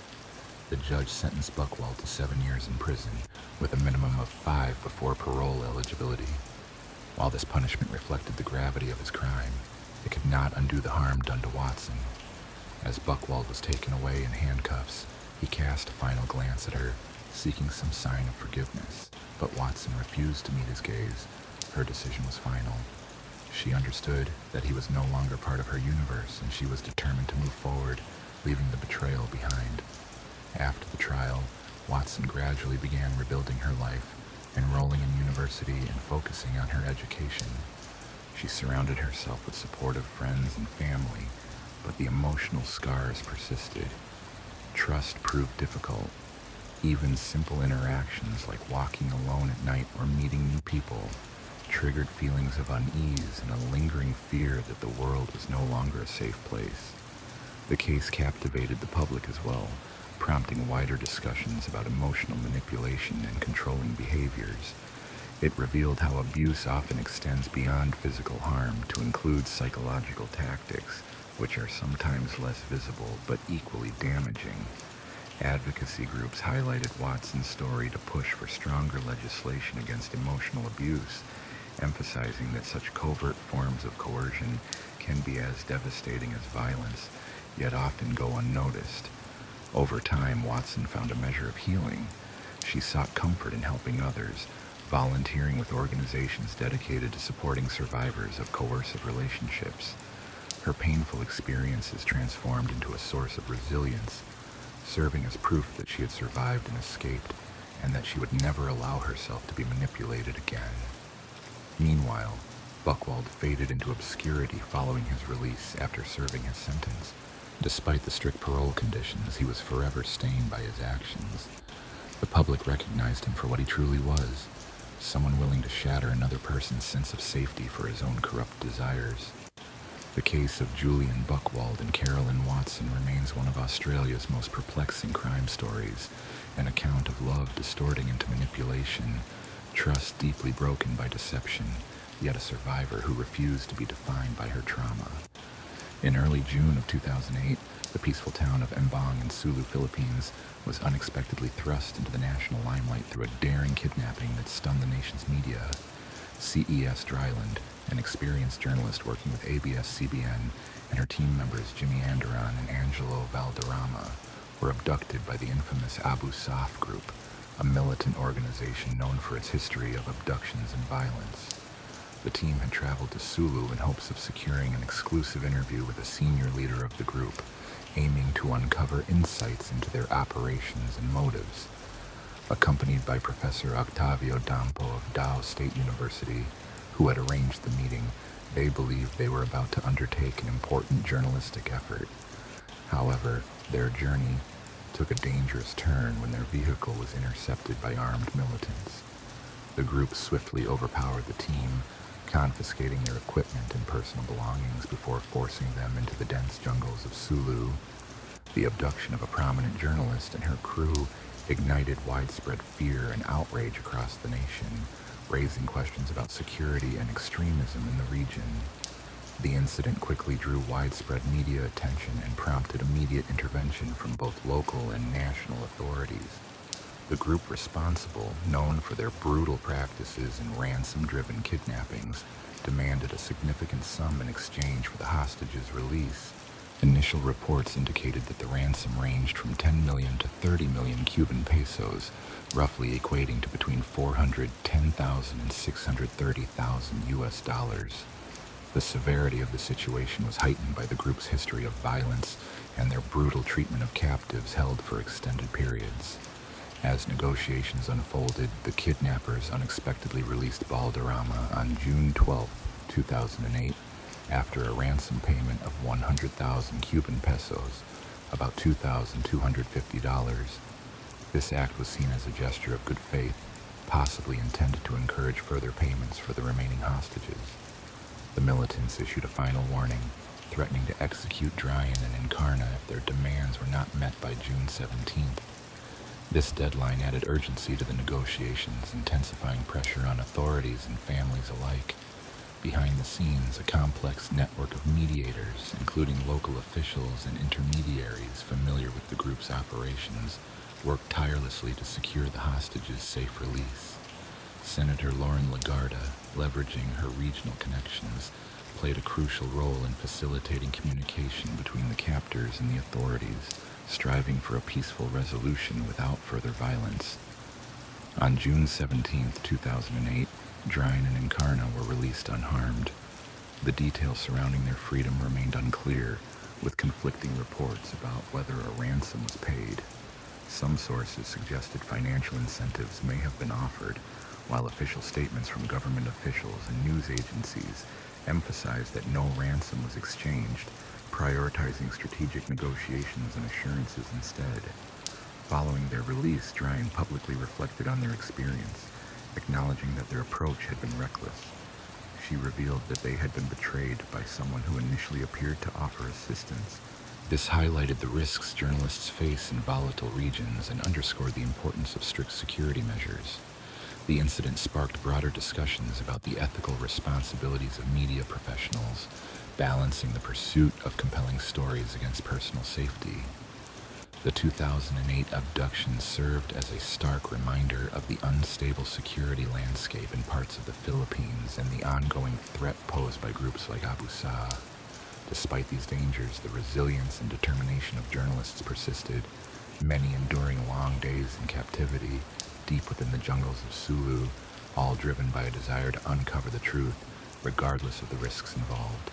Amid the unpredictable brutality of their captors and the relentless terrain of the wilderness, The Abu Saf group, known for their ruthless conduct, made it clear from the outset that they were a force to be reckoned with.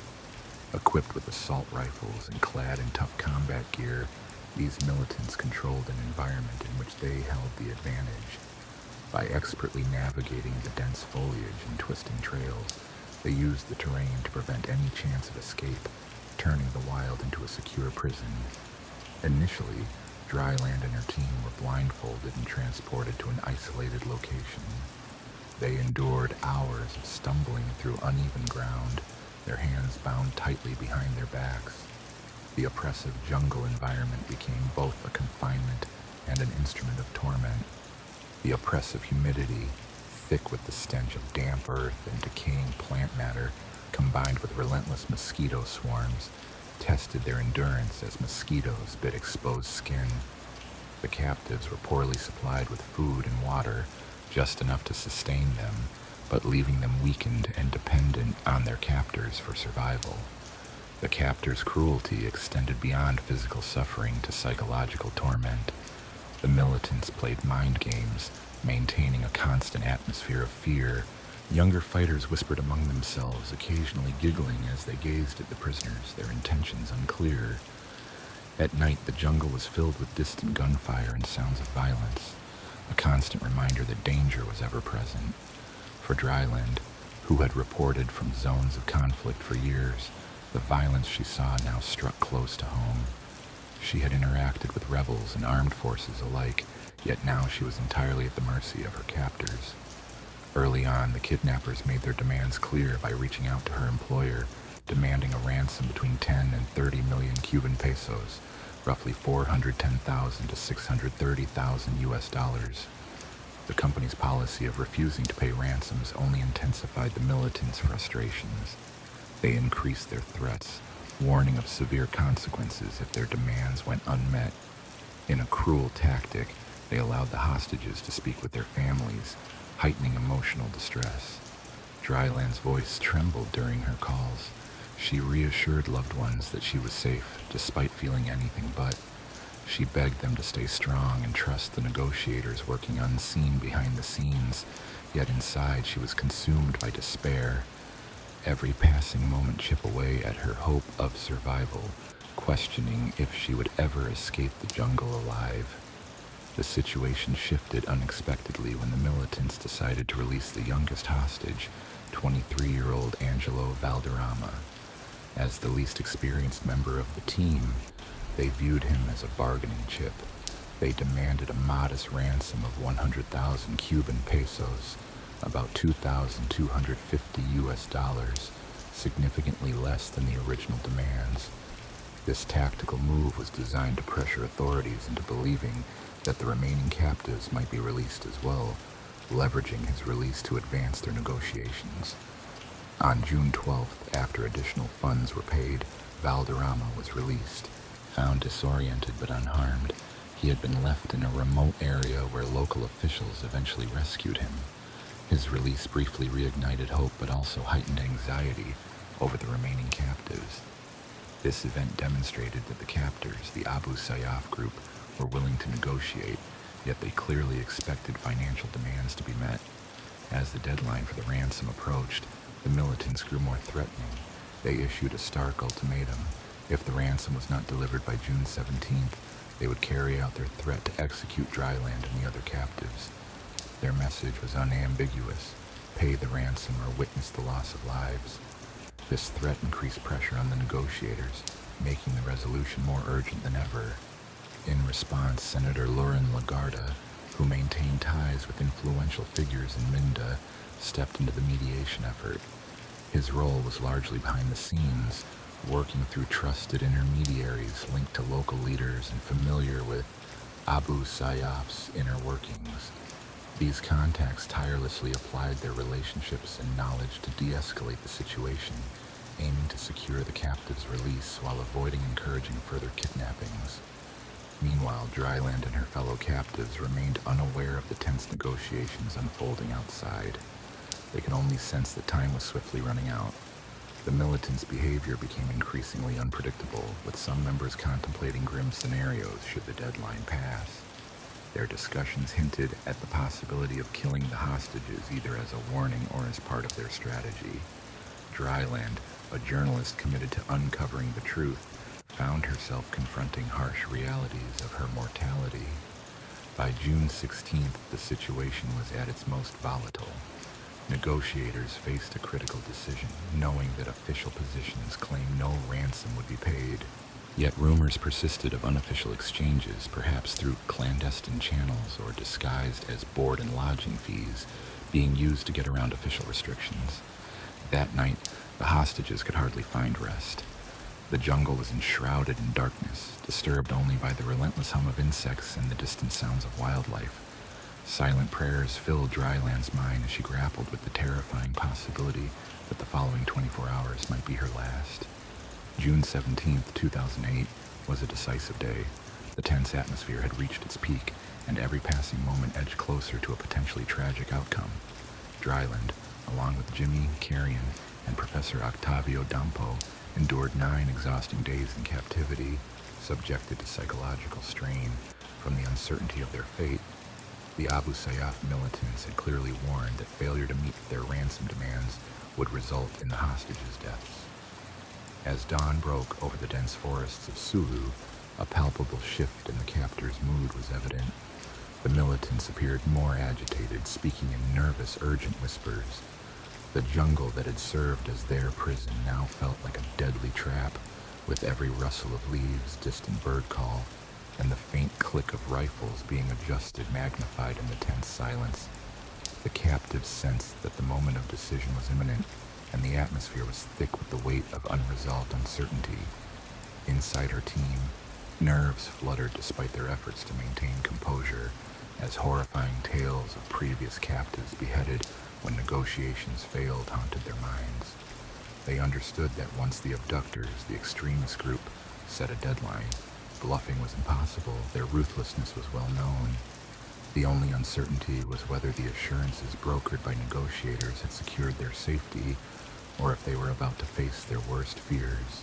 Behind the scenes, critical negotiations had reached a pivotal point, with Senator Lauren Lagarda tirelessly working to bridge communication between the captors and authorities. While the official stance of the involved organizations was that no ransom would be paid, remaining firm on this policy, credible reports indicated that a disguised payment, perhaps under the guise of a routine fee for accommodation, was exchanged as part of the negotiations. The final hours before their release proved the most agonizing. The extremist fighters gathered silently around the captives, their expressions unreadable, some impatient, others seemingly pondering their next move. Suddenly, one of the leaders issued an order. The hostages' bonds were loosened, and they were commanded to stand. A surge of panic swept through them. Was this their end, or were they about to be taken somewhere safe? Without warning, they were pushed forward and forced along a jungle path, their legs trembling from days of confinement. Out of nowhere, a small group of local officials and community leaders appeared, sent to oversee the hostages' safe passage. The nightmare was finally over. Dryland, Carrion, and Dampo were hurried to a secure location where medical aid awaited. Exhausted, dehydrated, and emotionally drained, they survived the ordeal.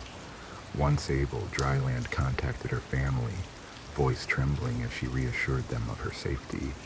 News spread rapidly across the nation as she and the others made their way back to Manila. Upon returning, Dryland appeared before the cameras not only as a journalist, but as someone who had endured a terrifying experience. She candidly admitted her mistake in reckless pursuits of a story, trusting the wrong people and putting herself and her team at risk. This unexpected vulnerability drew widespread attention to issues of press freedom, journalist safety, and the perilous realities of reporting in conflict zones. Her ordeal prompted discussions about the dangers faced by media personnel in dangerous areas, leading to stricter safety protocols for journalists covering high-risk assignments. Although some criticized her decision to venture into Sulu without adequate security, others praised her determination to shed light on untold stories. The incident reignited debates about the ongoing threat posed by groups like Abu Sayyaf and underscored the persistent challenge of kidnapping in the Philippines, despite government efforts to curb insurgency. In the years that followed, some groups continued to operate remotely, financing their activities through ransom payments, and the cycle of kidnapping and negotiations persisted. Despite the dangers, Dryland remained committed to her work as a journalist, carrying the emotional weight of her past experiences. Over time, she transformed into an advocate for journalist safety, sharing her story to serve as a warning for young reporters eager to pursue risky assignments. The 2008 abduction of Dryland and her team was not merely a crime, it was a stark illustration of the dangers journalists face when seeking the truth. This incident underscored the fragile line between courageous reporting and reckless risk-taking, as well as the high price sometimes paid for crossing that boundary. Her story became a testament to resilience and the indomitable human spirit confronting terror. The year 2008 was marked by numerous high-profile crimes across the United States, one of which captivated the nation with its shocking revelations, unexpected developments, and subsequent legal proceedings. This case involved a former American icon, unfolding almost like a surreal courtroom drama, culminating in a long overdue conviction in the eyes of the public.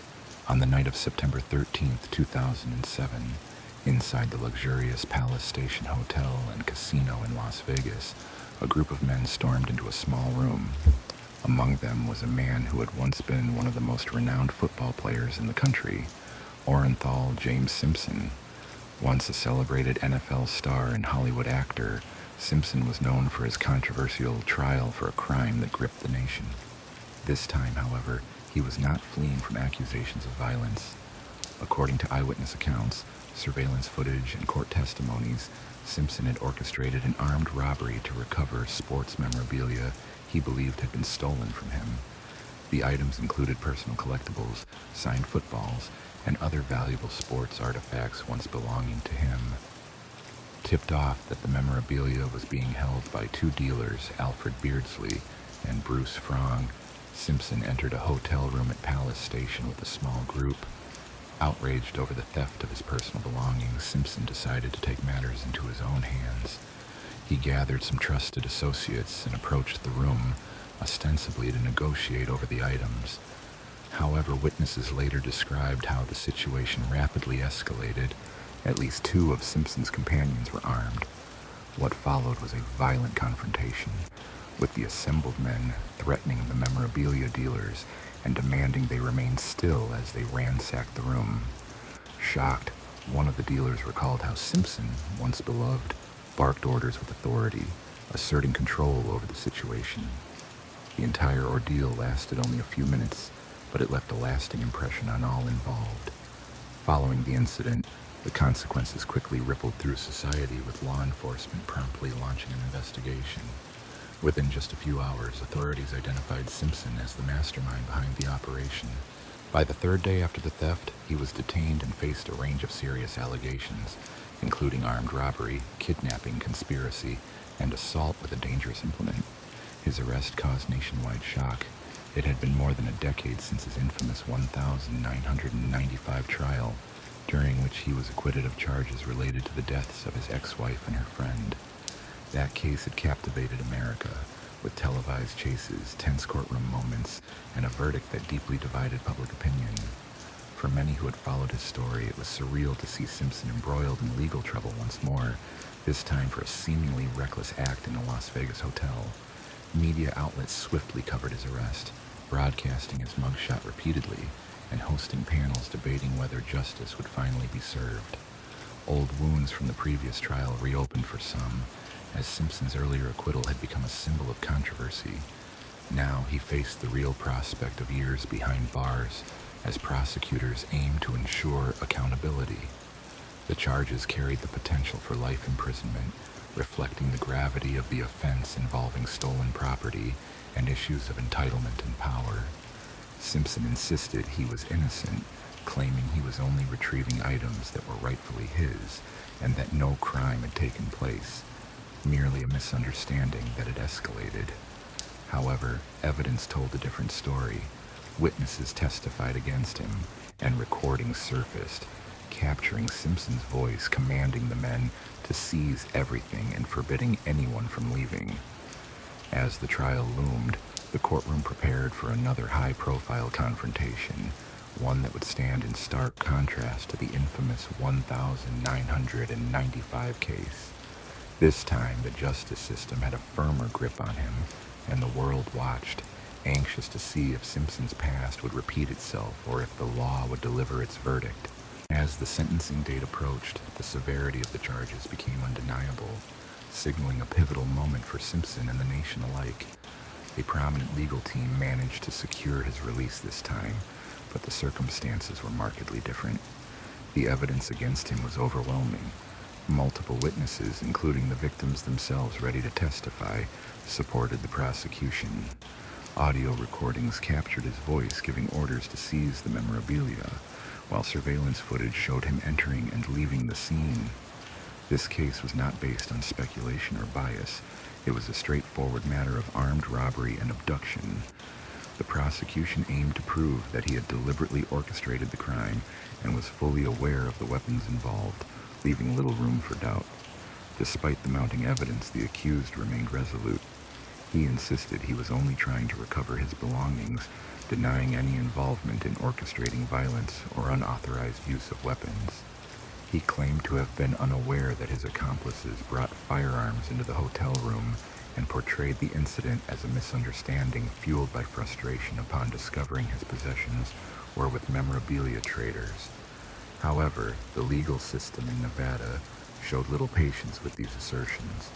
Kidnapping charges carried severe penalties, including possible life sentences, and the prosecution was determined to demonstrate that he had intentionally planned the crime, knew about the weapons, and acted with criminal intent from the outset. The trial, which commenced in September of 2008, unfolded amid a nation still divided over his past. Some believed he had long evaded justice for his earlier controversial actions, while others treated this as a distinct case, judging solely by the evidence. Regardless of public opinion, the evidence presented was compelling. Witnesses testified that he was the mastermind behind the operation. Alfred Beardsley, a memorabilia dealer, feared for his safety during the confrontation, believing that the presence of firearms could escalate into violence. Bruce Frong, another dealer, recounted how he realized the intruders weren't there just to talk, but to forcibly take what they wanted. The most incriminating evidence was a secret audio recording made by one of the involved individuals. Simpson's voice was distinctly commanding, giving instructions and making it clear that he intended everything taken and that no one was to leave. His tone and demeanor revealed someone orchestrating a calculated act of intimidation rather than merely retrieving lost property. The defense, when given the opportunity, tried to minimize the significance of the recording and cast doubt on the prosecution's case, but the collected evidence painted a clear and incriminating picture of premeditation and criminal intent. During the trial, the prosecution argued that the facts of the case demonstrated no real harm had been inflicted. They claimed that the so-called victims were not innocent bystanders, but individuals involved in profiting from stolen memorabilia. It was also suggested that Simpson's actions stemmed from frustration rather than outright malice. Prosecutors highlighted that he had not personally brandished a firearm, aiming to distance him from more serious charges like armed robbery and hostage-taking. However, the legal principle made clear that physical involvement with a weapon was not necessary for guilt. If someone orchestrated a crime involving weapons, they were equally responsible. Simpson's role as the mastermind, directing operations and ensuring the plan's execution, was enough to hold him accountable. As the trial wore on, it became evident that Simpson's past fame and influence would not influence the verdict this time. The jury, composed of individuals with no personal ties to the infamous 1995 case, was instructed to focus solely on the evidence presented. This trial lacked the theatrics, racial tensions, and media spectacle of its predecessor. Instead, it was a straightforward case of a man trying to take what he wanted by force and now facing justice. Closing arguments reinforced a clear message. No one is above the law, not even a former sports legend. The responsibility for Simpson's fate now rested entirely in the hands of 12 jurors. After 13 hours of careful deliberation over 2 days, the verdict was imminent. On October 3, 2008, The courtroom was tense as everyone watched the jury's decision unfold.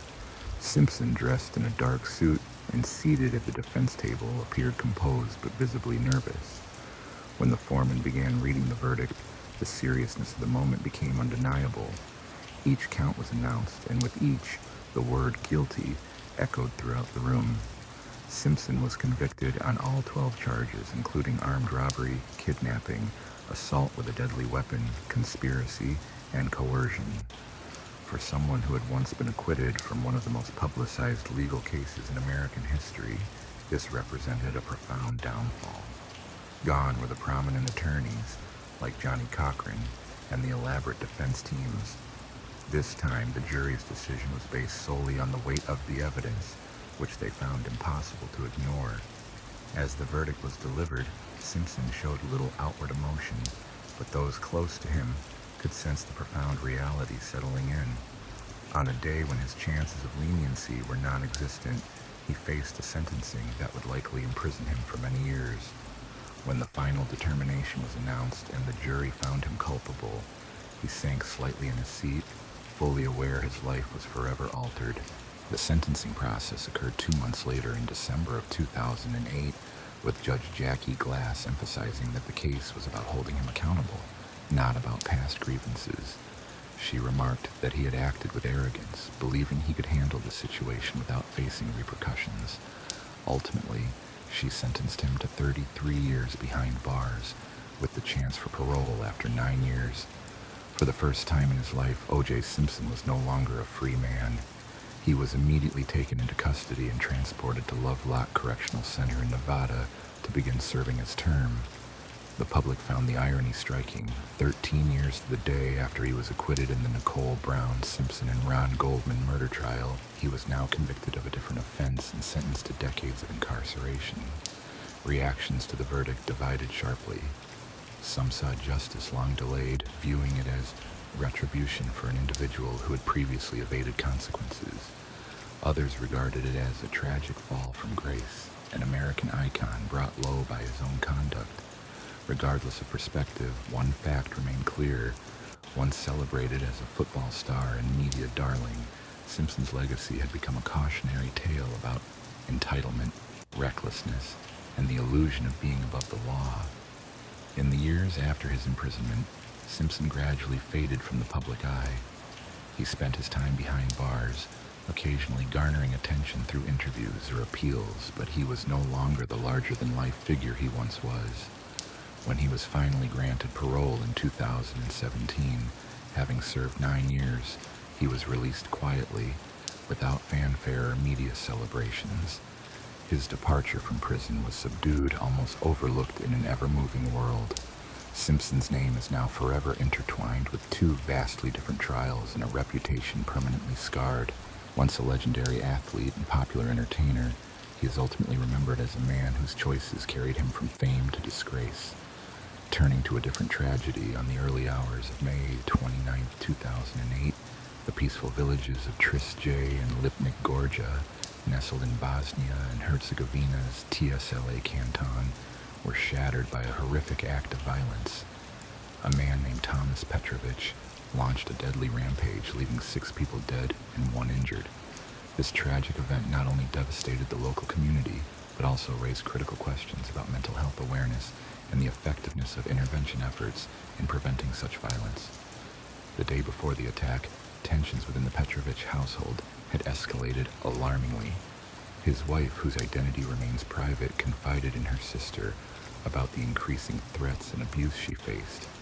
She detailed verbal insults and physical assaults inflicted by Thomas, fearing for her safety. She urged her sister to contact authorities, but instead of alerting law enforcement, her sister called emergency services, citing Thomas's previous hospitalization for mental health issues and her concerns about his current behavior. Emergency personnel advised notifying police, yet this step was never taken. Later that evening, Thomas's threatening conduct worsened. He menaced his wife over the phone, causing her to flee their home in terror. She sought refuge at a relative's house, desperately trying to escape her husband's growing rage. At around 6 o'clock in the evening, her fears intensified as his behavior continued to spiral, highlighting the devastating consequences when warning signs are overlooked and intervention measures are insufficient. On May 29th, Thomas armed himself with a CZ 7.62 caliber pistol and headed to a bus stop in Trist J. Without warning, he began opening fire at the bus, first shooting from outside before boarding and continuing his assault. In this brutal attack, he tragically took the lives of 3 passengers and injured the driver, who suffered wounds to his chest and arm. The suddenness and intensity of the violence left the victims little time to react or escape. After the bus incident, Thomas moved to a nearby house, entering and killing 1 person inside. As he exited, he encountered 2 more individuals at the doorstep and shot them both without mercy. The violence spread to the neighboring village of Lipnica Gorja, where Thomas attempted to set fire to his cousin's vehicle and fired randomly at parked cars, further terrorizing the community. His rampage lasted approximately 25 minutes, during which he exhausted his ammunition, and the chaos he caused deeply unsettled residents of both villages. Law enforcement quickly responded to emergency calls, arresting Thomas shortly after he ran out of rounds. While his detention ended the immediate threat, the aftermath left the community devastated, struggling to cope with the tragedy and seek answers. Investigations into Thomas's background revealed a troubled history marked by instability and violence. He served in the army of the Republic of Bosnia and Herzegovina during the early 1990s and worked as an electrician at a local mine before the conflict. In recent years, he had been employed intermittently in Croatia, often returning to his birthplace. Neighbors and acquaintances described him as a man prone to erratic behavior with well-known mental health issues, including previous treatment at a mental health facility. Thomas legally owned the pistol used in the events, which ignited public outrage and renewed calls for tighter firearm controls. The immediate trigger for his outburst appeared to stem from domestic tensions. He harbored unfounded suspicions about his wife's fidelity, leading to frequent, intense disputes. He also accused his sister-in-law of instigating conflicts within his marriage. On the night before the attack, he ominously mentioned his desire to imitate a violent character from an action film, a chilling warning of what was to follow. In the wake of the tragedy, the communities of Trist J and Lipnica Gorja mourned the loss of 6 innocent lives. The randomness of the violence combined with the familiarity of the perpetrator heightened residents' feelings of vulnerability and grief. Funeral services were held for the victims, drawing many mourners from nearby areas, all seeking collective solace amid their sorrow. The incident sparked a nationwide debate about the adequacy of mental health support and intervention systems. Central to this discussion was Thomas Love's history of psychological issues and prior treatment, which raised concerns about whether current mental health services effectively identify and monitor individuals with violent propensities. The fact that he legally owned a firearm despite his mental health background further intensified the debate over gun control laws, emphasizing the need for more rigorous background checks and ongoing assessments to prevent at-risk individuals from accessing weapons legally. Initially, Thomas Love was sentenced to 4 decades behind bars, but this verdict was later annulled when it was revealed that he suffered from paranoid schizophrenia. As a result, he was transferred to a specialized mental health facility for treatment, prompting broader reflections on the relationship between mental illness and criminal accountability. This case stirred important discussions about how the criminal justice system handles individuals whose actions stem from psychological disorders, highlighting the importance of appropriate treatment and supervision.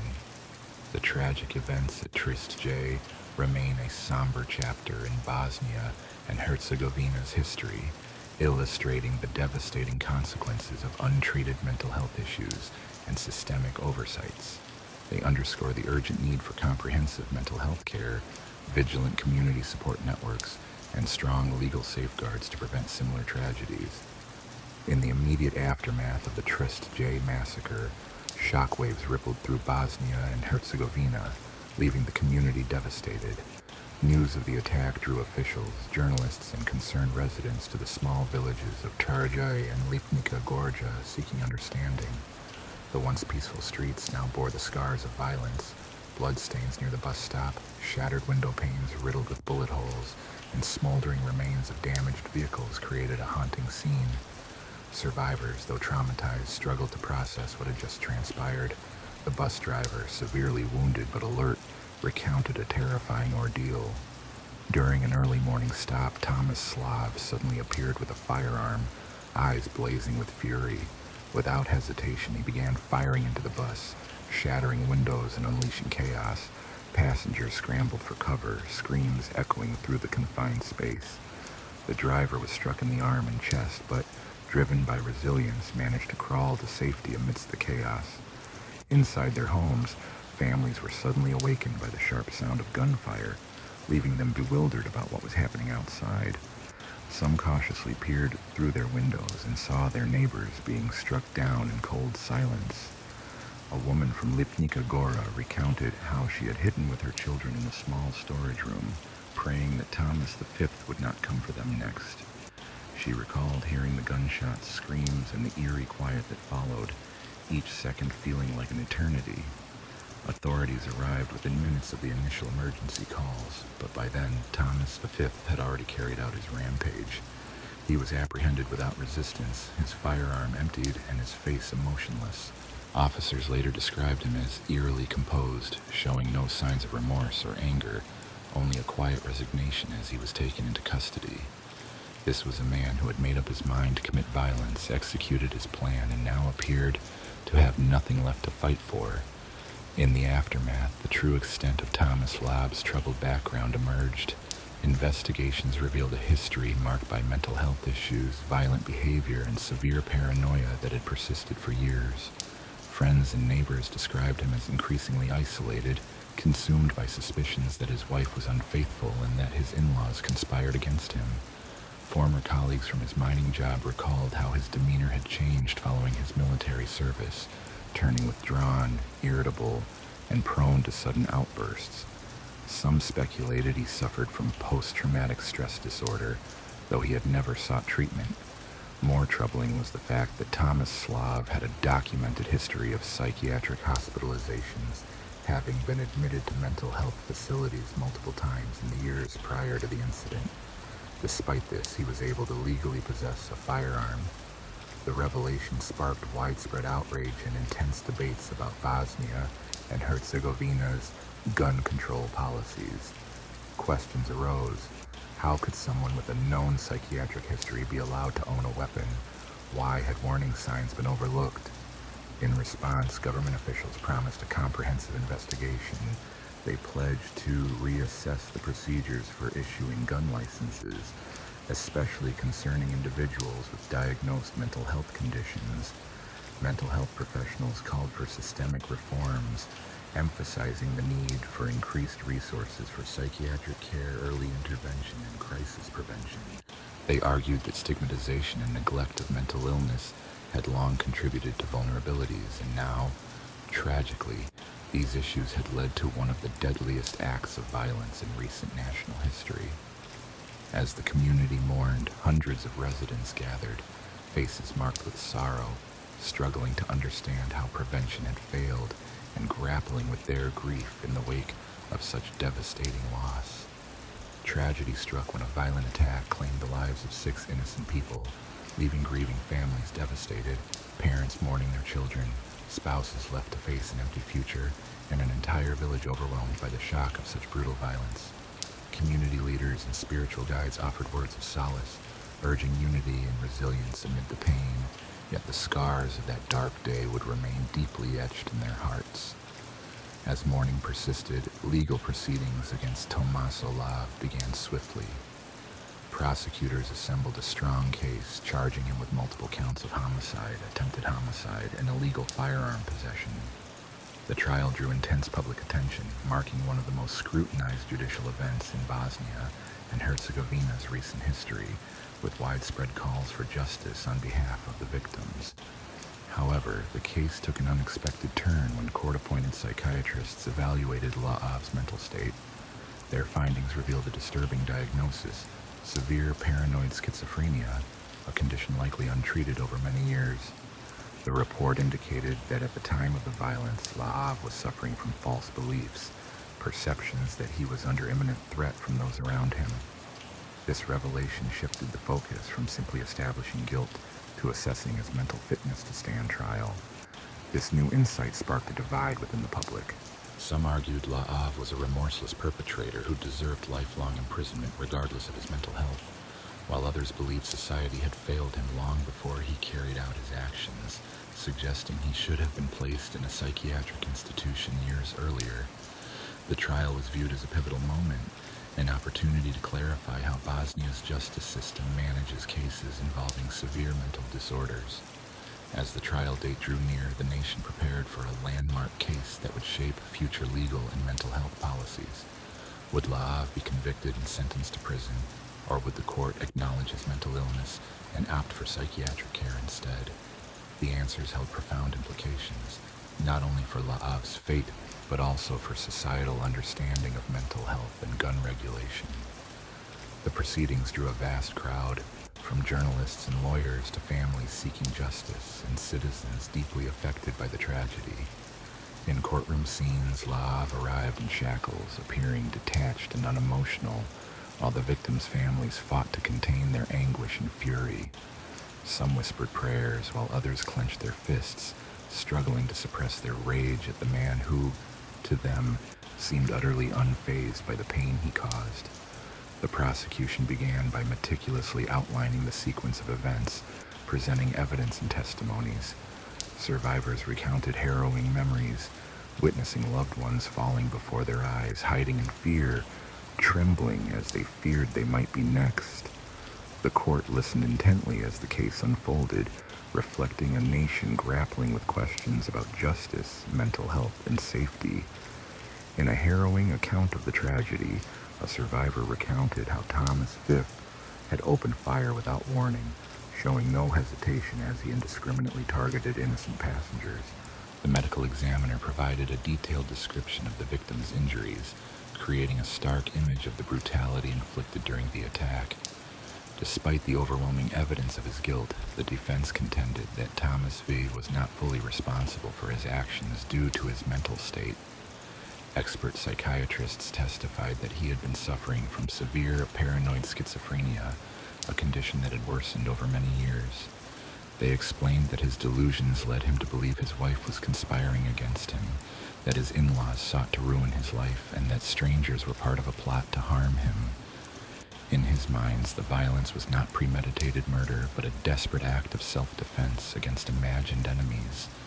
This revelation sent shockwaves through the courtroom, raising difficult questions about personal accountability. Some legal analysts argued that his mental condition prevented him from forming the intent required for a crime of such severity. Others emphasized that, whether sane or not, he had taken 6 lives and should be held responsible.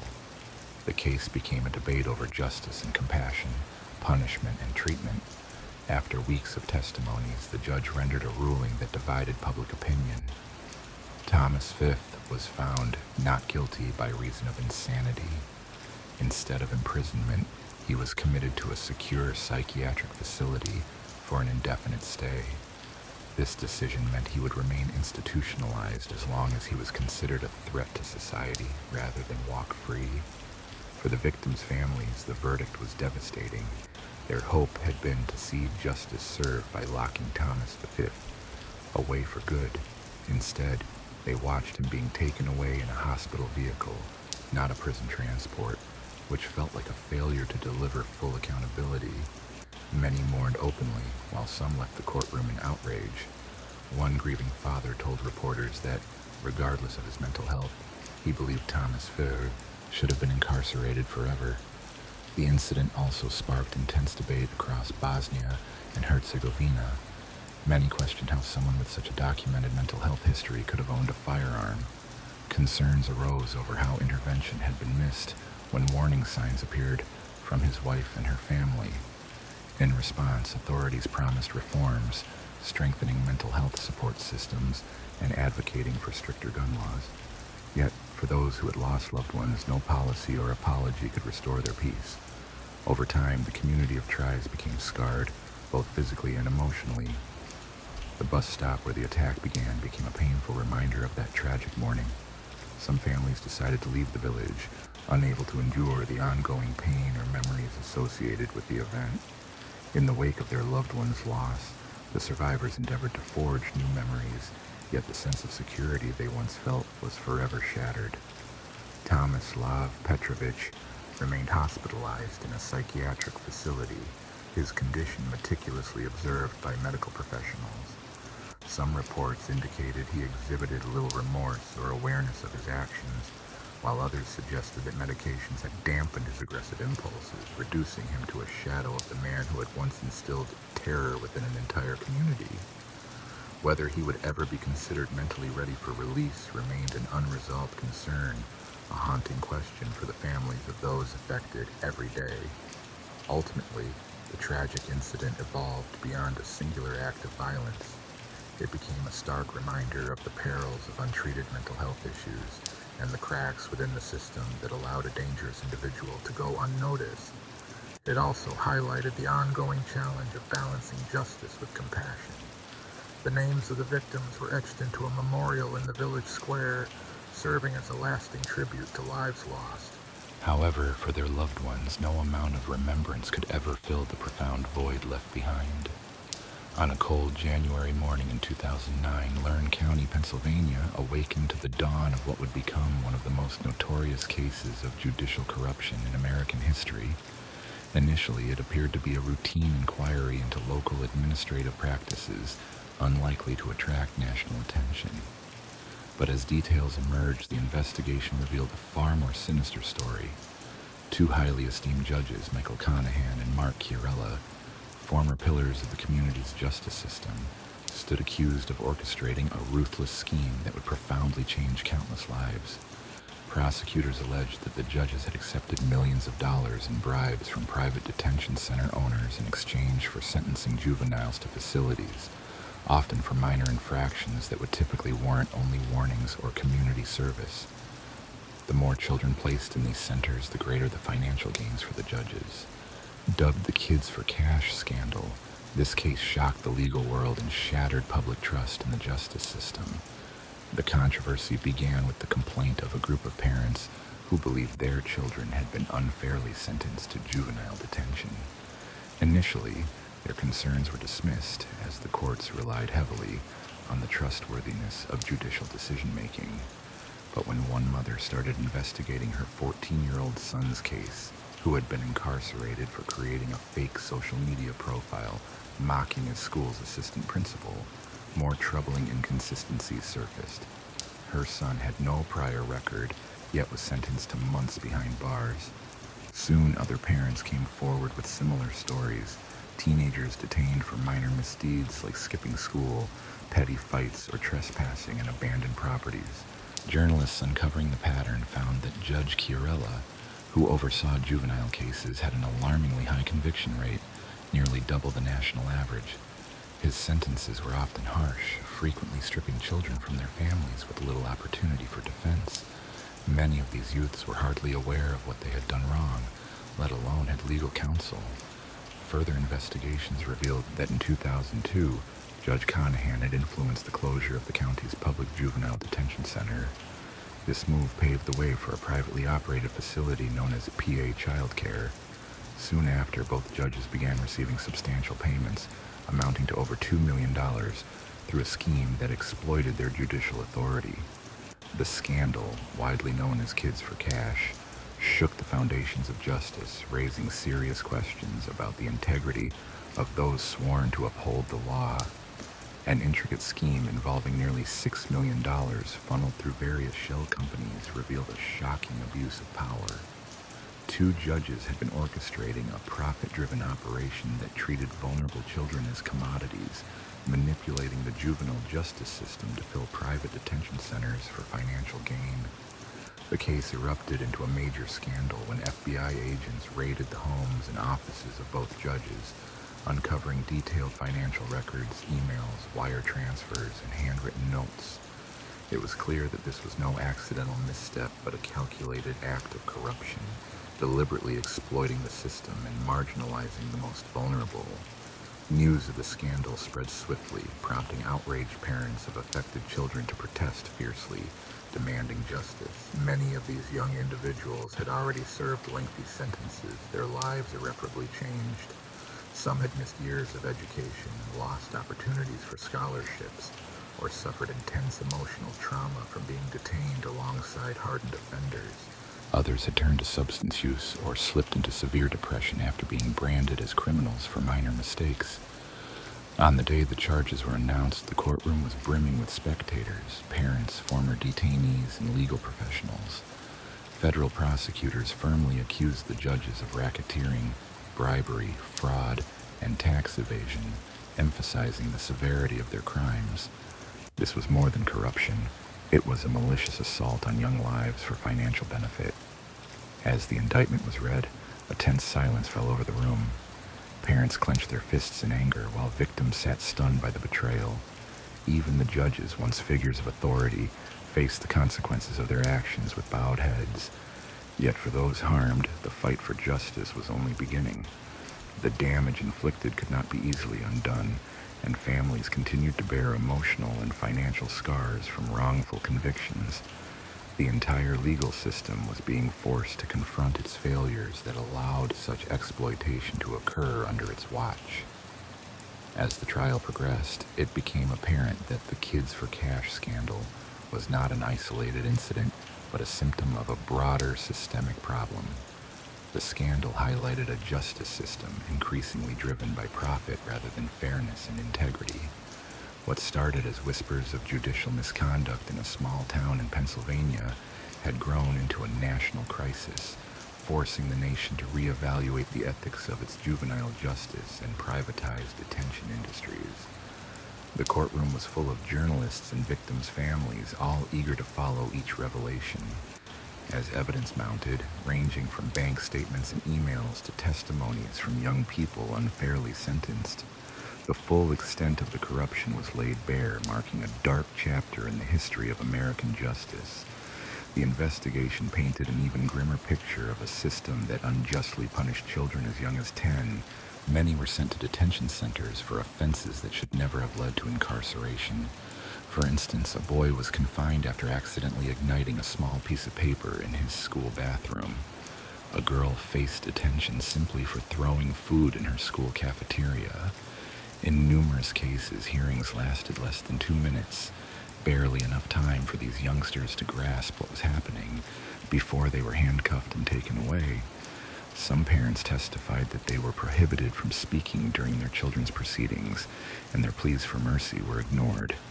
These children were effectively funneled into the correctional system, often without fair consideration, as if being led unwittingly to a tragic fate. A deeply emotional moment emerged when a former detainee, Charlie Pfizer, took the stand. At only 15, Charlie had been arrested for shoplifting a bottle of soda worth $2 from a convenience store. With no prior criminal record and parental expectations of a warning or small fine, he was instead sentenced to 3 months in a juvenile facility. His time there was harrowing. He was assaulted by older inmates, struggled with severe depression, and once attempted to end his life. His mother, overwhelmed with grief, recounted the heartbreak of seeing her son taken away in handcuffs, unable to understand the harshness of the court's decision. The defense claimed that Judges Chavella and Conahan were merely enforcing strict discipline, believing their tough sentences would discourage future misconduct. However, the prosecution dismantled this defense with compelling evidence.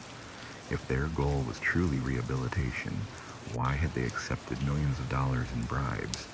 Why had they funneled juveniles into private detention centers linked to their own financial interests? The facts made it clear this was not a case of enforcing justice, but one of greed-driven exploitation.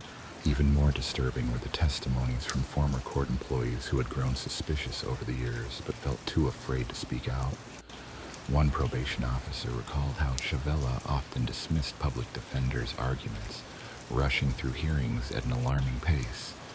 A court clerk admitted she had overheard discussions about financial kickbacks, but had never reported her concerns at the time. "I didn't want to believe it," she said, "but deep down, I knew something was wrong." As the trial unfolded, the community grappled with the heavy realization that those entrusted with upholding justice had betrayed the very principles they swore to defend. Public outrage erupted outside the courthouse, with protests demanding the harshest possible penalties for Chavella and Conahan.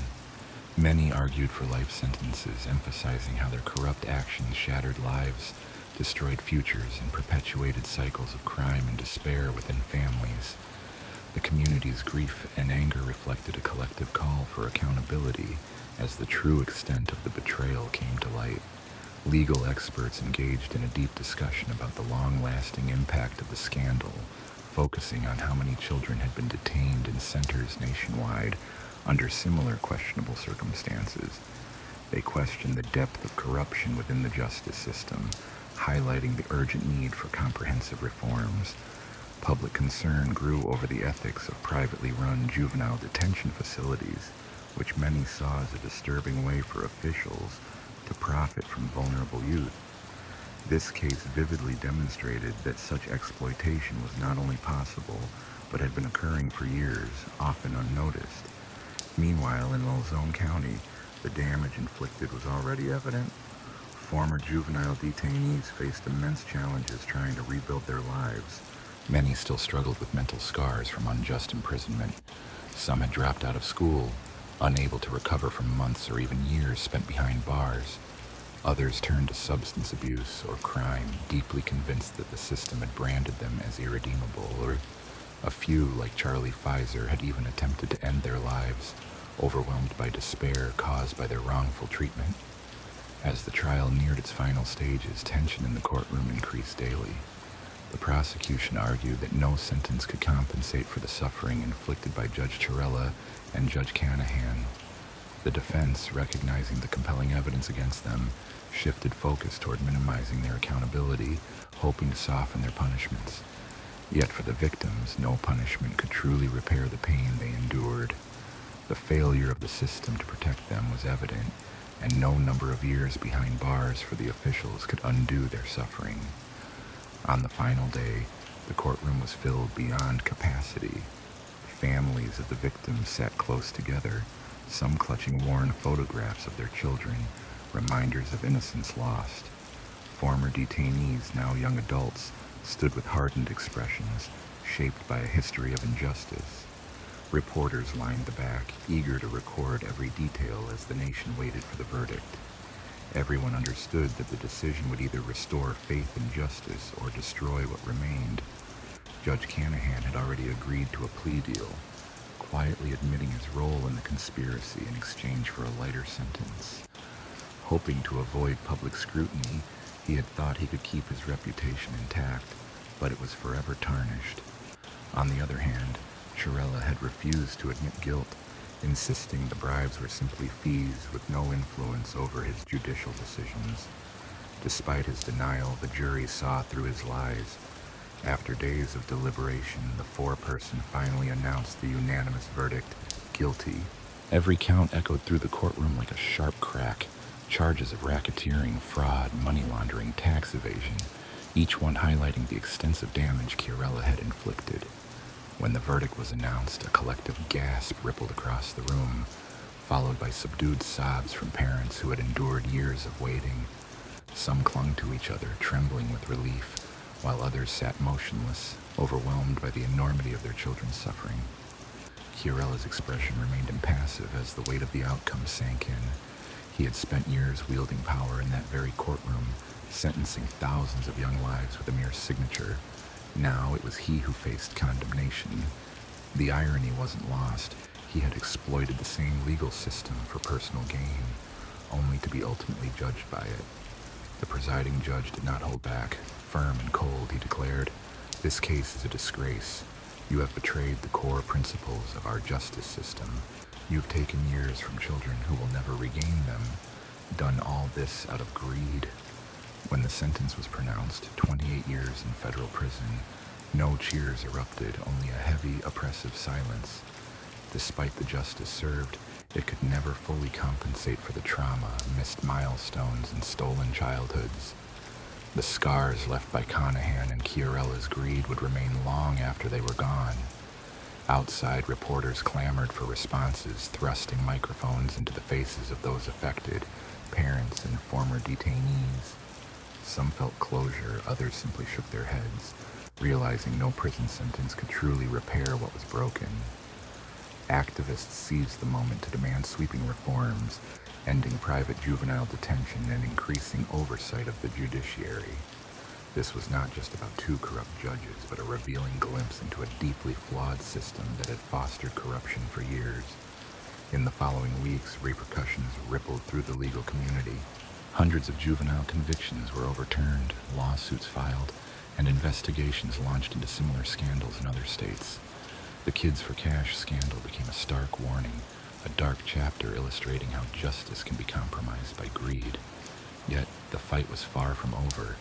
Many victims faced long journeys, some working to rebuild after missing vital educational opportunities, others battling addiction, and tragically, some suffering irreversible losses, including lives they could never reclaim. Families worked tirelessly to clear their children's records, seeking to give them a fresh start, while advocates fought to prevent such tragedies from repeating. Chiarella and Conahan's legacies, once built on authority and respect, were forever tainted. Once powerful men, cloaked in black robes, they became symbols of corruption, criminals imprisoned within the very system they had exploited.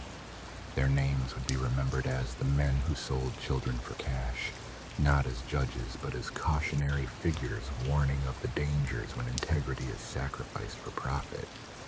Though the world moved forward, the wounds lingered in the lives of the affected children, permanent scars from a system betrayed.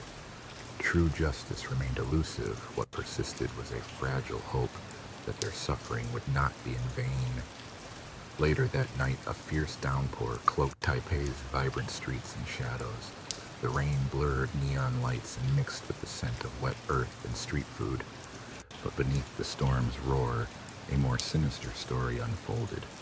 On April 16, 2010, a brutal crime struck Taiwan to its very core, a dark event that would leave an indelible mark on the nation's consciousness. In the evening, a middle-aged businessman named Lin Wan was making his way home after a long, demanding day at his real estate firm. His daily routine was well established, leaving the office late, stopping briefly at a convenience store, then catching a taxi back to his family. That particular night, however, he never reached his destination. His body was discovered sprawled in an alley behind a karaoke club, his expensive suit soaked by rain, with blood pooling beneath him. The fatal injury was a precisely inflicted cut across his neck, suggesting a professional's hand. His wallet remained in his pocket, and his Rolex watch was untouched, indicating that theft was not the motive.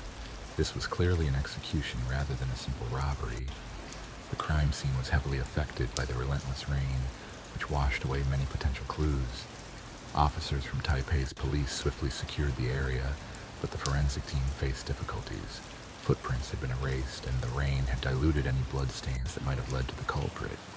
The only piece of evidence was a single cigarette, an imported brand seldom seen in Taiwan, found near the victim's body. Detective Hong Junu, a seasoned investigator with over 20 years of experience, took charge of the investigation. Known for his sharp instincts and unwavering dedication, he sensed that this murder was unusual. Lin Wan was neither involved in gambling nor known for criminal activity, and he had no apparent enemies. Yet the manner of his death suggested an assassin, not a common street attacker. As Hang delved into Lin's background, cracks began to appear in the businessman's seemingly perfect outward image. His company had recently secured a high-profile development contract, besting several rivals, including a prominent conglomerate allegedly linked to organized crime. This raised the question, was there a case of corporate revenge involved, or was something more personal at play? Interviews with Lin's colleagues failed to uncover any concrete leads, while his wife, Chin Mealing, was visibly devastated but cooperative. She insisted her husband had no enemies and led a straightforward life. However, Detective Hang noticed a subtle hesitation in her voice when asked whether Lin had received any threats, hinting that something was being concealed. A breakthrough occurred when surveillance footage from a nearby store revealed Lin arguing with someone just an hour before the attack. The individual, clad in a black raincoat, had their back to the camera, but their stance and gestures conveyed anger or desperation. The encounter lasted less than a minute before Lynn stormed away. This moment might have been the last time he was seen alive. It became clear that this was no ordinary attack, and as the investigation deepened, the risks grew heavier. That rainy night seemed almost as if the sky was trying to wash away sins, yet no amount of water could erase the brutal reality of what transpired in that shadowy alley. Lynn Wayne, a respected businessman, lay lifeless in a puddle of rainwater mixed with his own blood, his throat so cleanly cut that it indicated professional involvement. Despite the violence, nothing valuable had been stolen. His wallet was still full of cash, underscoring the murder's calculated purpose rather than a simple theft.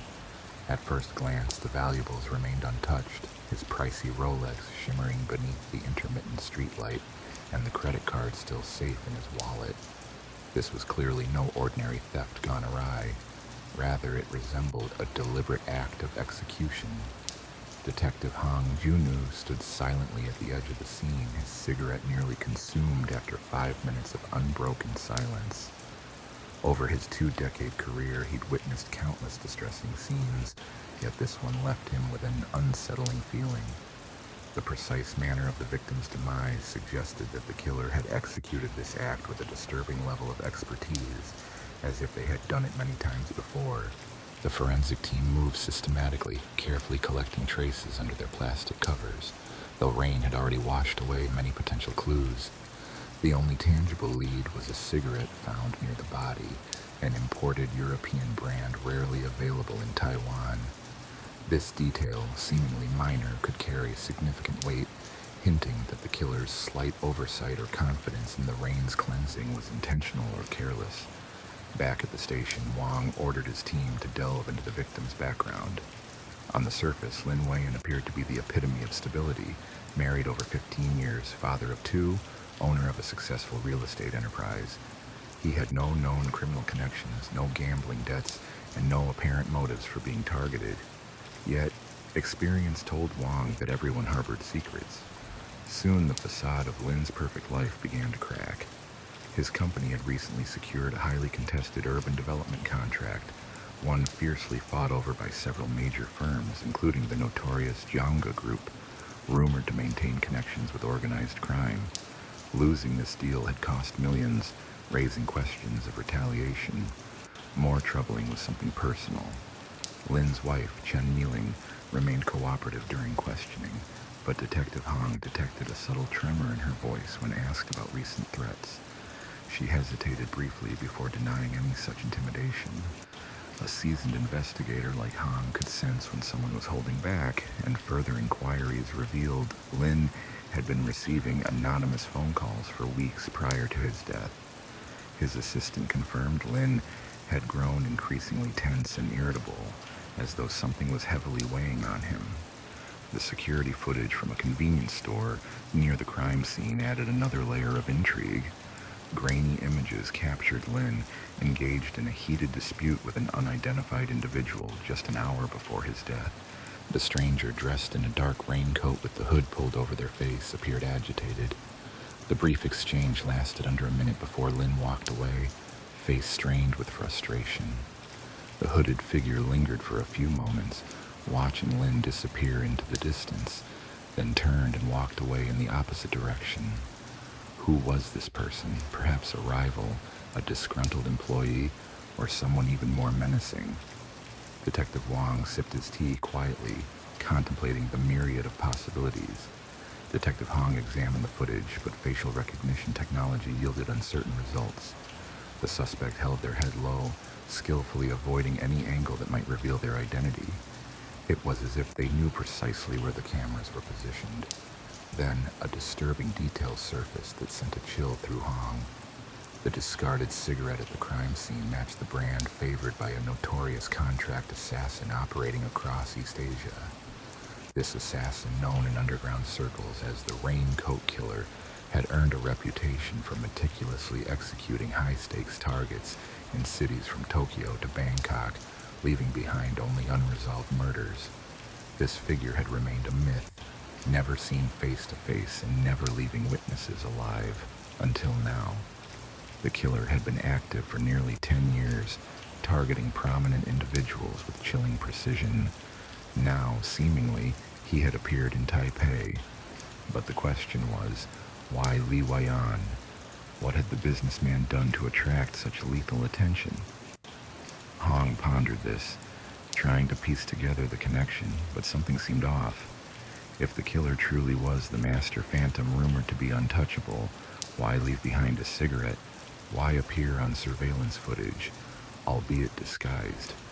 It was uncharacteristic for a professional of this caliber to make such a mistake, especially when associated with creating an aura of invisibility. Hong suspected someone was manipulating the narrative, crafting a story that pointed to the infamous assassin while hiding the real truth. Who could be behind this deception? As he sat in his dim office, scrutinizing the grainy footage, he felt a growing unease. This case was no longer solely about murder. It was about layers of deception. Those orchestrating the scenario might be just beginning to reveal their plans. That night, Hong pressed himself to his limits, obsessively reviewing every detail and inconsistency. The brutal yet precisely executed killing of Li Weian bore all signs of the so-called raincoat killer, but something about the scene smelled of a setup, too deliberate, too staged. Experienced assassins rarely left clues, yet this one seemed to have slipped, revealing enough to point investigators towards the mythic ghost. Come morning, new evidence surfaced. A lab report confirmed that the cigarette near Li Weian's body contained a partial DNA sample, a rare breakthrough considering the rain had nearly washed away all forensic traces. When Hong analyzed the DNA against criminal databases, he was met with an unexpected result. It did not match the known profile of the raincoat killer or any other notorious assassin. Instead, it was linked to Luo Jianhong, a former security consultant with no criminal record who had once directly worked for Li Weian's company. This revelation shifted the entire case, hinting that the truth was more complex and layered than the legend of the ghostly assassin. Luo had vanished without a trace, his apartment meticulously cleaned out, his phone disconnected, leaving no sign of his whereabouts. It was as if he had simply disappeared into thin air, but such disappearances rarely happen without help. Someone had been guiding him to safety, manipulating circumstances from behind the scenes. Investigator Wang uncovered a buried link. Li Weian's company had secretly been involved in land acquisitions across Taipei, strong-arming small business owners and elderly residents into unfair sales. Those who resisted faced harassment, legal pressure, or threats. Luo Jianhong, Lin's enforcer, had ensured these negotiations favored Lin, but something had gone wrong.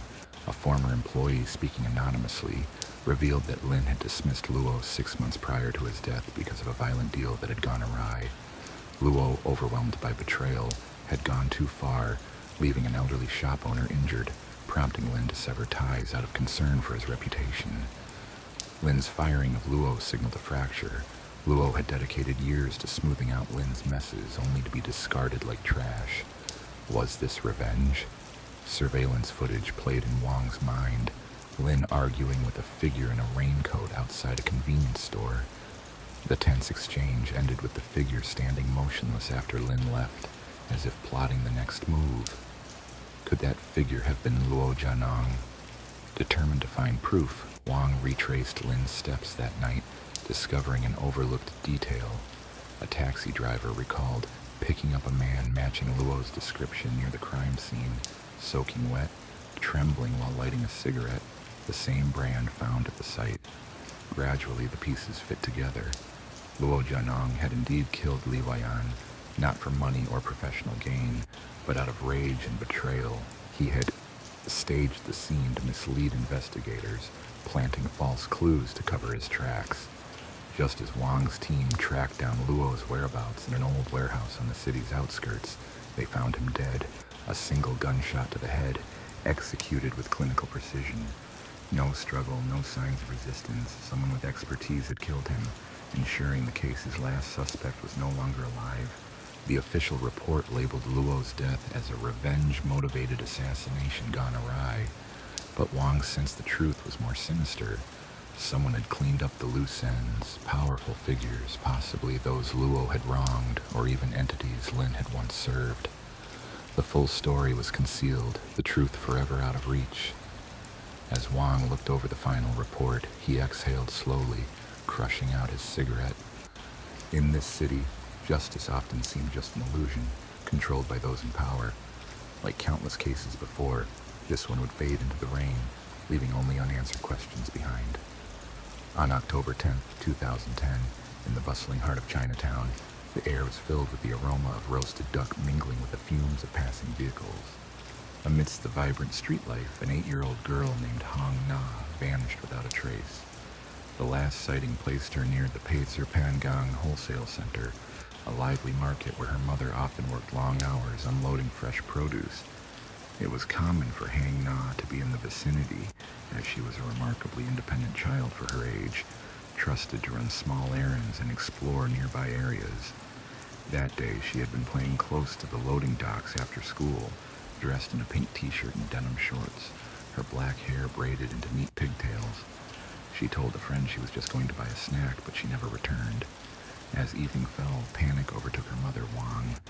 She frantically searched every stall and alleyway, calling her daughter's name until her voice grew hoarse. When there was still no sign, she reported her missing to the police. Initially, authorities treated the case as routine. Children often wandered off in busy markets, distracted by toys or sweets. Yet, as hours turned into days, certainty grew that this was no ordinary disappearance. Detective Allen, a seasoned investigator from the Singapore police force, took charge of the investigation. Despite his experience with similar cases, this situation felt different. There were no ransom demands, no witnesses seeing her taken, and no security footage of her leaving the market. She appeared to have vanished into thin air. The police launched an extensive search, posting Hong Na's wide-eyed photo across the city. Volunteers scoured parks, drains, and abandoned buildings, while divers searched reservoirs. The media broadcast appeals, urging anyone with information to come forward. Still, leads remained elusive. Then came a possible breakthrough. A vegetable packer named Tuk El from the market came forward, claiming he had seen Hong Na on the day she disappeared. He described her as a cheerful girl who often played at the stalls and sometimes chatted with workers. But something about Tuk El, his calm manner and vague details, seemed off. When questioned further, inconsistencies surfaced. Detective Allen delved into Tuk Le's background and uncovered troubling facts. The man had a history of unstable behavior, having been detained in Malaysia for wandering aimlessly, seemingly lost in his thoughts. Co-workers described him as odd, one who occasionally spoke to himself in quiet moments. Was Tuk El merely an eccentric individual, or did he hold key information about Hang Na's disappearance? The investigation hinged on uncovering the truth before time ran out. The days blended into weeks, and Singapore's tranquil facade remained shaken by an unsettling event. It was unusual for a child to vanish without a trace in a city renowned for its orderliness and safety. Public concern grew, with people anxiously awaiting news while secretly fearing the worst.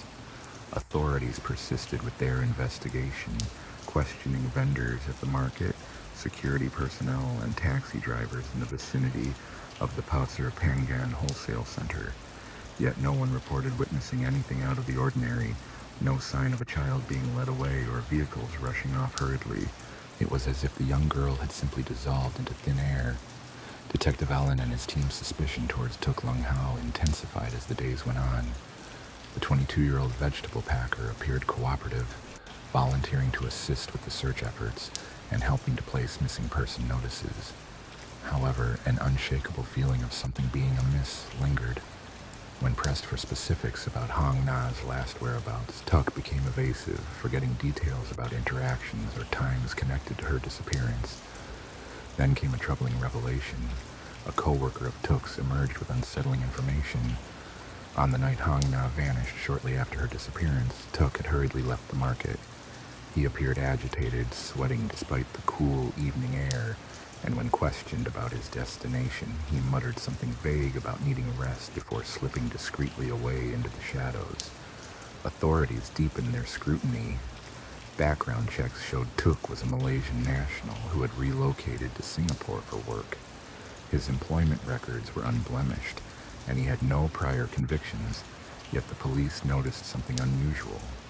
Multiple vendors at the wholesale center reported seeing Tuk interact frequently with Hong Na, with some even claiming she appeared comfortable around him, sometimes playing close to his workstation. But others questioned the nature of their association. Why would a grown man take such an interest in an 8-year-old girl? A further unsettling detail emerged.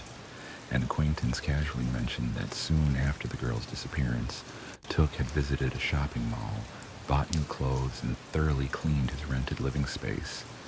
He scrubbed the floors, washed all his clothes, and discarded his old shoes. Behaviors atypical for someone known for modest living and little concern for cleanliness. Detective Allen realized further questioning was necessary. When police visited Tuk's workplace, he appeared composed but hesitant. Initially denying any involvement, he insisted he was merely a concerned friend trying to help. Yet, as the interrogation continued, inconsistencies surfaced. Tuk struggled to recall his whereabouts during the critical hours of her disappearance. His stories oscillated, first claiming he was at home, then at the market, and later saying he had been out for a walk alone, revealing mounting signs of unease and deception. When confronted with evidence that he had abruptly cleaned his rented room, his reaction was one of panic. He fidgeted nervously, beads of sweat forming on his forehead, and finally mumbled that he wanted to dispel bad luck. However, this was only the third clue that deepened Ong's suspicions. A search of the suspect's living space uncovered something unsettling, a small pink hair accessory belonging to a child tucked away inside a drawer. The item was nearly unnoticeable, yet Hong Na's mother immediately recognized it as her daughter's. Trembling hands and a composed exterior shattered as the suspect struggled to explain how the item ended up there. He claimed Hong Na must have left it during a visit, but there was no reason for the girl to have been in his private quarters. In a rare moment of desperation, he muttered that she trusted him, which was enough for the detective to order his immediate detention.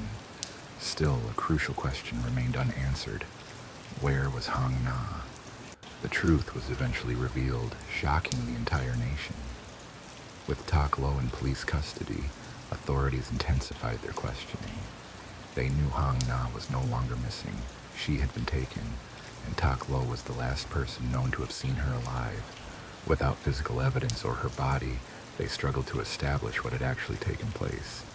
Detective Aligning watched closely as Tak Lo sat in interrogation, his hands clasped tightly and his gaze shifting anxiously.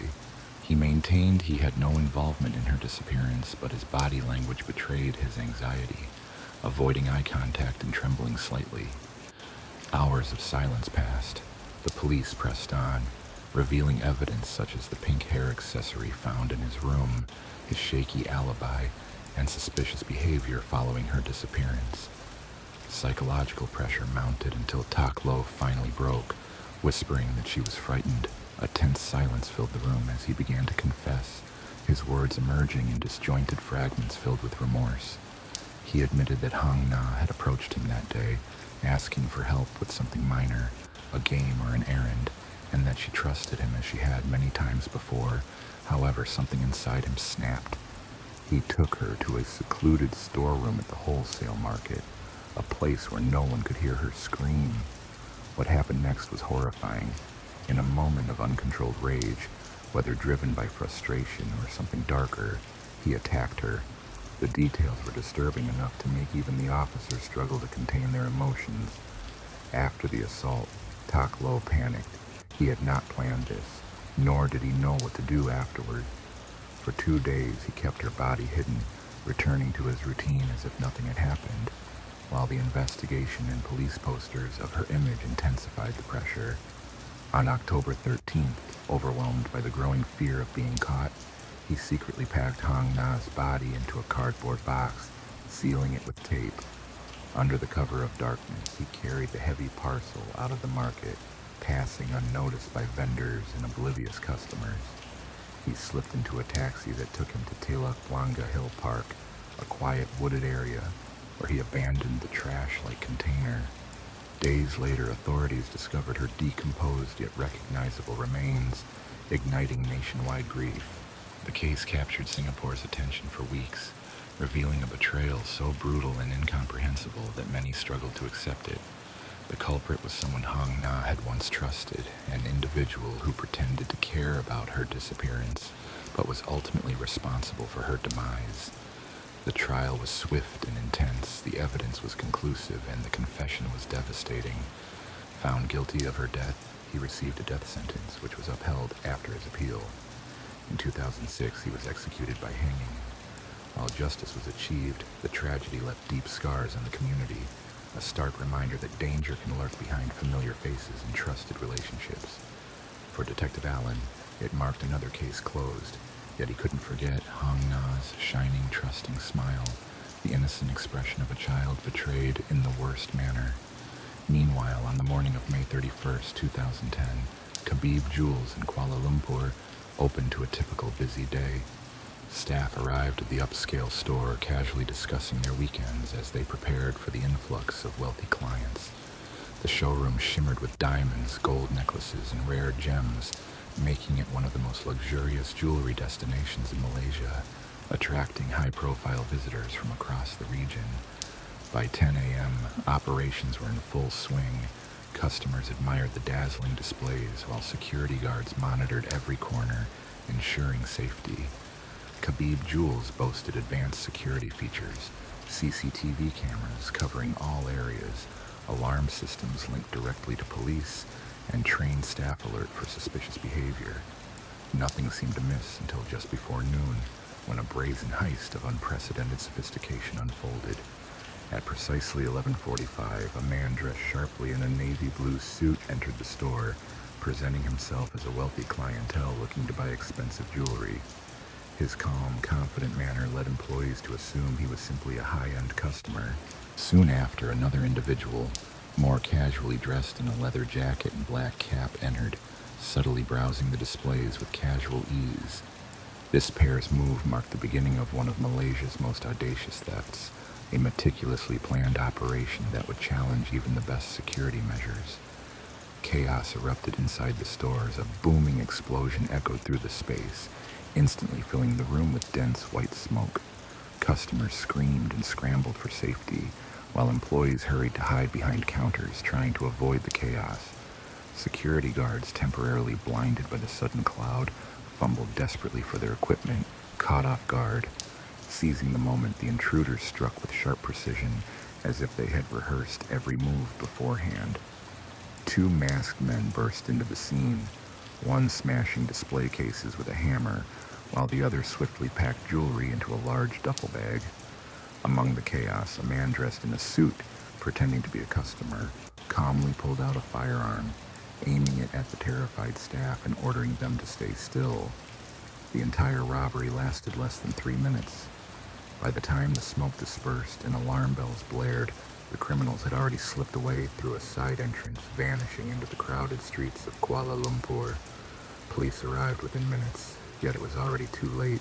Over 10 million Malaysian ringgit, roughly $3 million worth of diamonds, gold, and luxury watches had been stolen. Despite this, no suspects were left behind. No fingerprints, no DNA evidence, no obvious clues. It had been a flawlessly executed crime, or so it seemed. Kuala Lumpur's renowned Pavilion Mall, one of the city's most prestigious shopping destinations, was left in disarray. Shaken shoppers remained stunned, while employees struggled to process the shocking event. Officers quickly secured the scene, collected statements, and examined security footage. But the investigation soon revealed just how meticulously planned the heist had been. Seasoned Detective Inspector Farid, leading the Kuala Lumpur Police Unit, was tasked with cracking this sophisticated case. Having solved high-profile robberies before, he immediately recognized the scale of the operation. The attack was flawlessly executed, no hesitation, no errors, indicating professionals. His first step was reviewing the footage. It captured everything: the thieves' arrival, the deployment of the smoke bomb, and how swiftly they decimated the display cases. However, something was suspicious. The smoke bomb, specifically placed just below a central air vent. caused thick fog to fill the store within seconds, obstructing visibility almost entirely. Faird understood this wasn't accidental. The thieves had studied the store layout, choosing a precise location to maximize their advantage. Further scrutiny revealed the leader, dressed in a navy blue suit, had entered alone and confidently, carefully gaining the trust of employees, even engaging a saleswoman in conversation to divert attention just before the attack. Another man, clad in a leather jacket, watched silently without taking anything himself, indicating a different role within the operation, perhaps surveillance or coordination. In sum, the crime showcased exceptional planning and execution. Despite the rapid police response, the culprits had already vanished into the bustling city, leaving authorities puzzled but determined to uncover the truth behind this expertly managed theft. Positioning himself near the security cameras, the thief carefully shifted his body to cover certain angles, timing his movements precisely during critical moments. He wasn't just stealing, he was actively manipulating the store's surveillance, ensuring their footage wouldn't clearly record his or his accomplices' faces. The masked men who carried out the theft were swift, meticulous, and unshaken. Experts who knew exactly which display cases to target, taking only the most valuable items. Every detail had been planned with precision down to the second. Farr sat back in his chair, watching intently, increasingly impressed. This wasn't the work of amateurs or reckless criminals. These were professionals, possibly ex-military or highly trained in such operations, with experience executing similar jobs. His initial step was to look into recent high-value jewelry heists in neighboring countries. It was clear that such expert crews rarely struck only once. Over the past 2 years, similar crimes had occurred in Thailand, Indonesia, and the Philippines, each with common features. The use of smoke bombs for cover, a well-dressed leader posing as a buyer, and operations that lasted less than 3 minutes. Rarely the stolen jewelry would resurface months later, sold on black markets in Hong Kong or Dubai. This wasn't isolated theft. It pointed to an organized international crime network. Time was a critical factor. Delays in tracking the thieves meant the jewelry would likely be melted down or recut within days, making recovery nearly impossible. If they had already left the country, solving the case would be even more challenging. Then, a breakthrough emerged. A janitor working in the mall's underground parking garage reported seeing something unusual immediately after the theft. A black van had sped away from the service entrance just minutes after the robbery. Although he hadn't thought much of it at first, once Faird heard about the incident, he decided to review the mall's external CCTV footage. It revealed a black Toyota Hiace leaving the underground lot at exactly 11:53 a.m., 3 minutes after the crime. The van's license plate was visible, but when checked, it was registered to a fake identity. However, in the reflection of a nearby car window, Faird glimpsed the face of the driver, blurry yet distinctive. His posture, the way he held the steering wheel, and a trace of a sharp jawline suggested this was the man in the navy blue suit. It was a fragile lead, but it marked the first real breakthrough. That night, Detective Inspector Faird didn't sleep. Sitting alone in his dimly lit office, he studied the grainy reflection from the CCTV footage. The image lacked the clarity for positive facial identification, but something about the driver stood out, his stance, grip, and the overall silhouette. Although the license plate was a dead end, Faird understood that professional thieves rarely operated without outside help. Someone supplied that van, someone provided the smoke bombs, and someone was waiting to dispose of the stolen jewelry. Faird resolved to find a weak link in the chain, knowing that capturing even one person involved might unravel the entire operation. His next move was to investigate the van's movements, collaborating with traffic enforcement to analyze hours of highway surveillance footage. They traced the vehicle's journey before and after the heist, discovering that the van had entered the mall's parking lot at around 10:30 in the morning. More than an hour after the heist, the criminals took an indirect route out of the city, deliberately avoiding major toll booths and speeding cameras. By 12:25 p.m., nearly 30 minutes post-robbery, the van was captured on surveillance entering an industrial area in Kajang, a suburb on the outskirts of Kuala Lumpur, but then it vanished from sight. No footage showed its departure, leaving a mystery about its final destination. Fair had felt a jolt of adrenaline. Perhaps the van had headed to a warehouse, a hideout, or a scrapyard nearby. If they could locate it, the chances of retrieving the stolen jewels increased. Police officers began methodically searching Kajang, analyzing security footage, knocking on shopkeepers' doors, and questioning local traders. At 7:45 a.m., an officer radioed that they had found the van, a black Toyota Heinous abandoned in a factory lot. The vehicle had been wiped clean of fingerprints, its seats slashed open, likely to remove any hidden tracking devices. Although the license plates had been removed, investigators discovered a crucial piece of evidence: a crumpled parking ticket from a toll booth near Port Klang, time-stamped at 5:17 in the morning. This small scrap of paper was a vital clue. Its presence suggested the van had been in Port Klang, indicating the thieves might have been moving stolen items, possibly the jewelry, by sea. Port Klang, one of Southeast Asia's busiest shipping hubs, was ideal for smuggling. Faird and his team hurried there, knowing they had limited time. They lacked names or faces, but knew that timing was critical. If the thieves had been at the port at 5:17 a.m., they were either unloading or preparing to depart. The port handled thousands of containers daily, but only a handful of ships had left since the van's arrival. Cross-referencing shipping records, the team identified a vessel called the Silver Phoenix, which left Port Klang at 6 a.m., heading for Hong Kong. The manifest listed textiles, electronics, and auto parts, but made no mention of jewelry. Unsatisfied, Farid made urgent calls to the Malaysian Maritime Enforcement Agency and Hong Kong authorities. If the stolen jewelry was aboard that ship, interception was crucial before it reached international waters. By noon, the Silver Phoenix was stopped just outside Hong Kong's port. Authorities stormed the cargo holds, rifling through boxes of auto parts and electronics, searching for clues. For a moment, it seemed the trail might go cold again. But then, hidden within a shipment of engine components, officials uncovered a metal container filled with over $8 million worth of diamonds and gold. It was not the entire haul, but a significant portion of the stolen valuables. Meanwhile, in Kuala Lumpur, the breakthrough came from an unexpected source. A jeweler in Petaling Street, Chinatown's well-known hub, reported that a man had arrived that morning attempting to sell an uncertified loose diamond. The jeweler, suspicious of the transaction, stalled the man and secretly called the police. When officers arrived, they detained a 29-year-old man of Thai nationality, suspected of ties to organized crime. Under interrogation, he revealed that he had received the diamond from an associate, with the promise of a cut if he managed to sell it discreetly.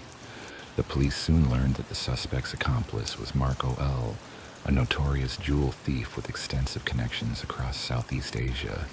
Known for orchestrating high-stakes robberies and vanishing before capture, Marco L. had been linked to similar thefts in Bangkok, Jakarta, and Vientiane, but had never been apprehended. With his name now public, the authorities intensified their efforts.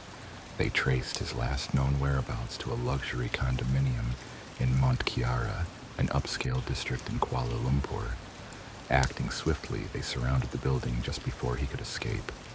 When police stormed the apartment, they found Marco Lu seated calmly on the sofa, sipping coffee as if he had anticipated their arrival. He greeted them with a smirk, remarking, "You took longer than I expected." His composed demeanor contrasted sharply with the chaos they anticipated. The arrest of Marco Lu sparked a wider investigation, leading authorities to detain 6 more suspects across Malaysia and Thailand over the following weeks. These individuals included logistics coordinators, money launderers, and others connected to the robbery. During the operation, law enforcement recovered stolen jewelry valued at approximately 9,200,000 Malaysian ringgit, marking one of the largest seizures of jewelry in Malaysian history. In court, Marco Lu chose to remain silent and refused to cooperate. However, investigators presented overwhelming evidence, including CCTV footage, smuggling records, and witness testimonies, which firmly established his role as the mastermind behind the operation. Consequently, he was sentenced to 25 years in prison. The remaining crew received various sentences, though investigators believed some members had managed to escape. Despite the arrests, rumors circulated that another heist was already in the planning stages elsewhere, possibly in a different city or even a different country. Detectives like Farid Ron understood that this case was just one chapter in an ongoing struggle against high-stakes crime. He was aware that there would always be another scheme, another mastermind lurking in the shadows. Still, for now, justice had been served, bringing closure to this chapter of a relentless and ever-evolving battle.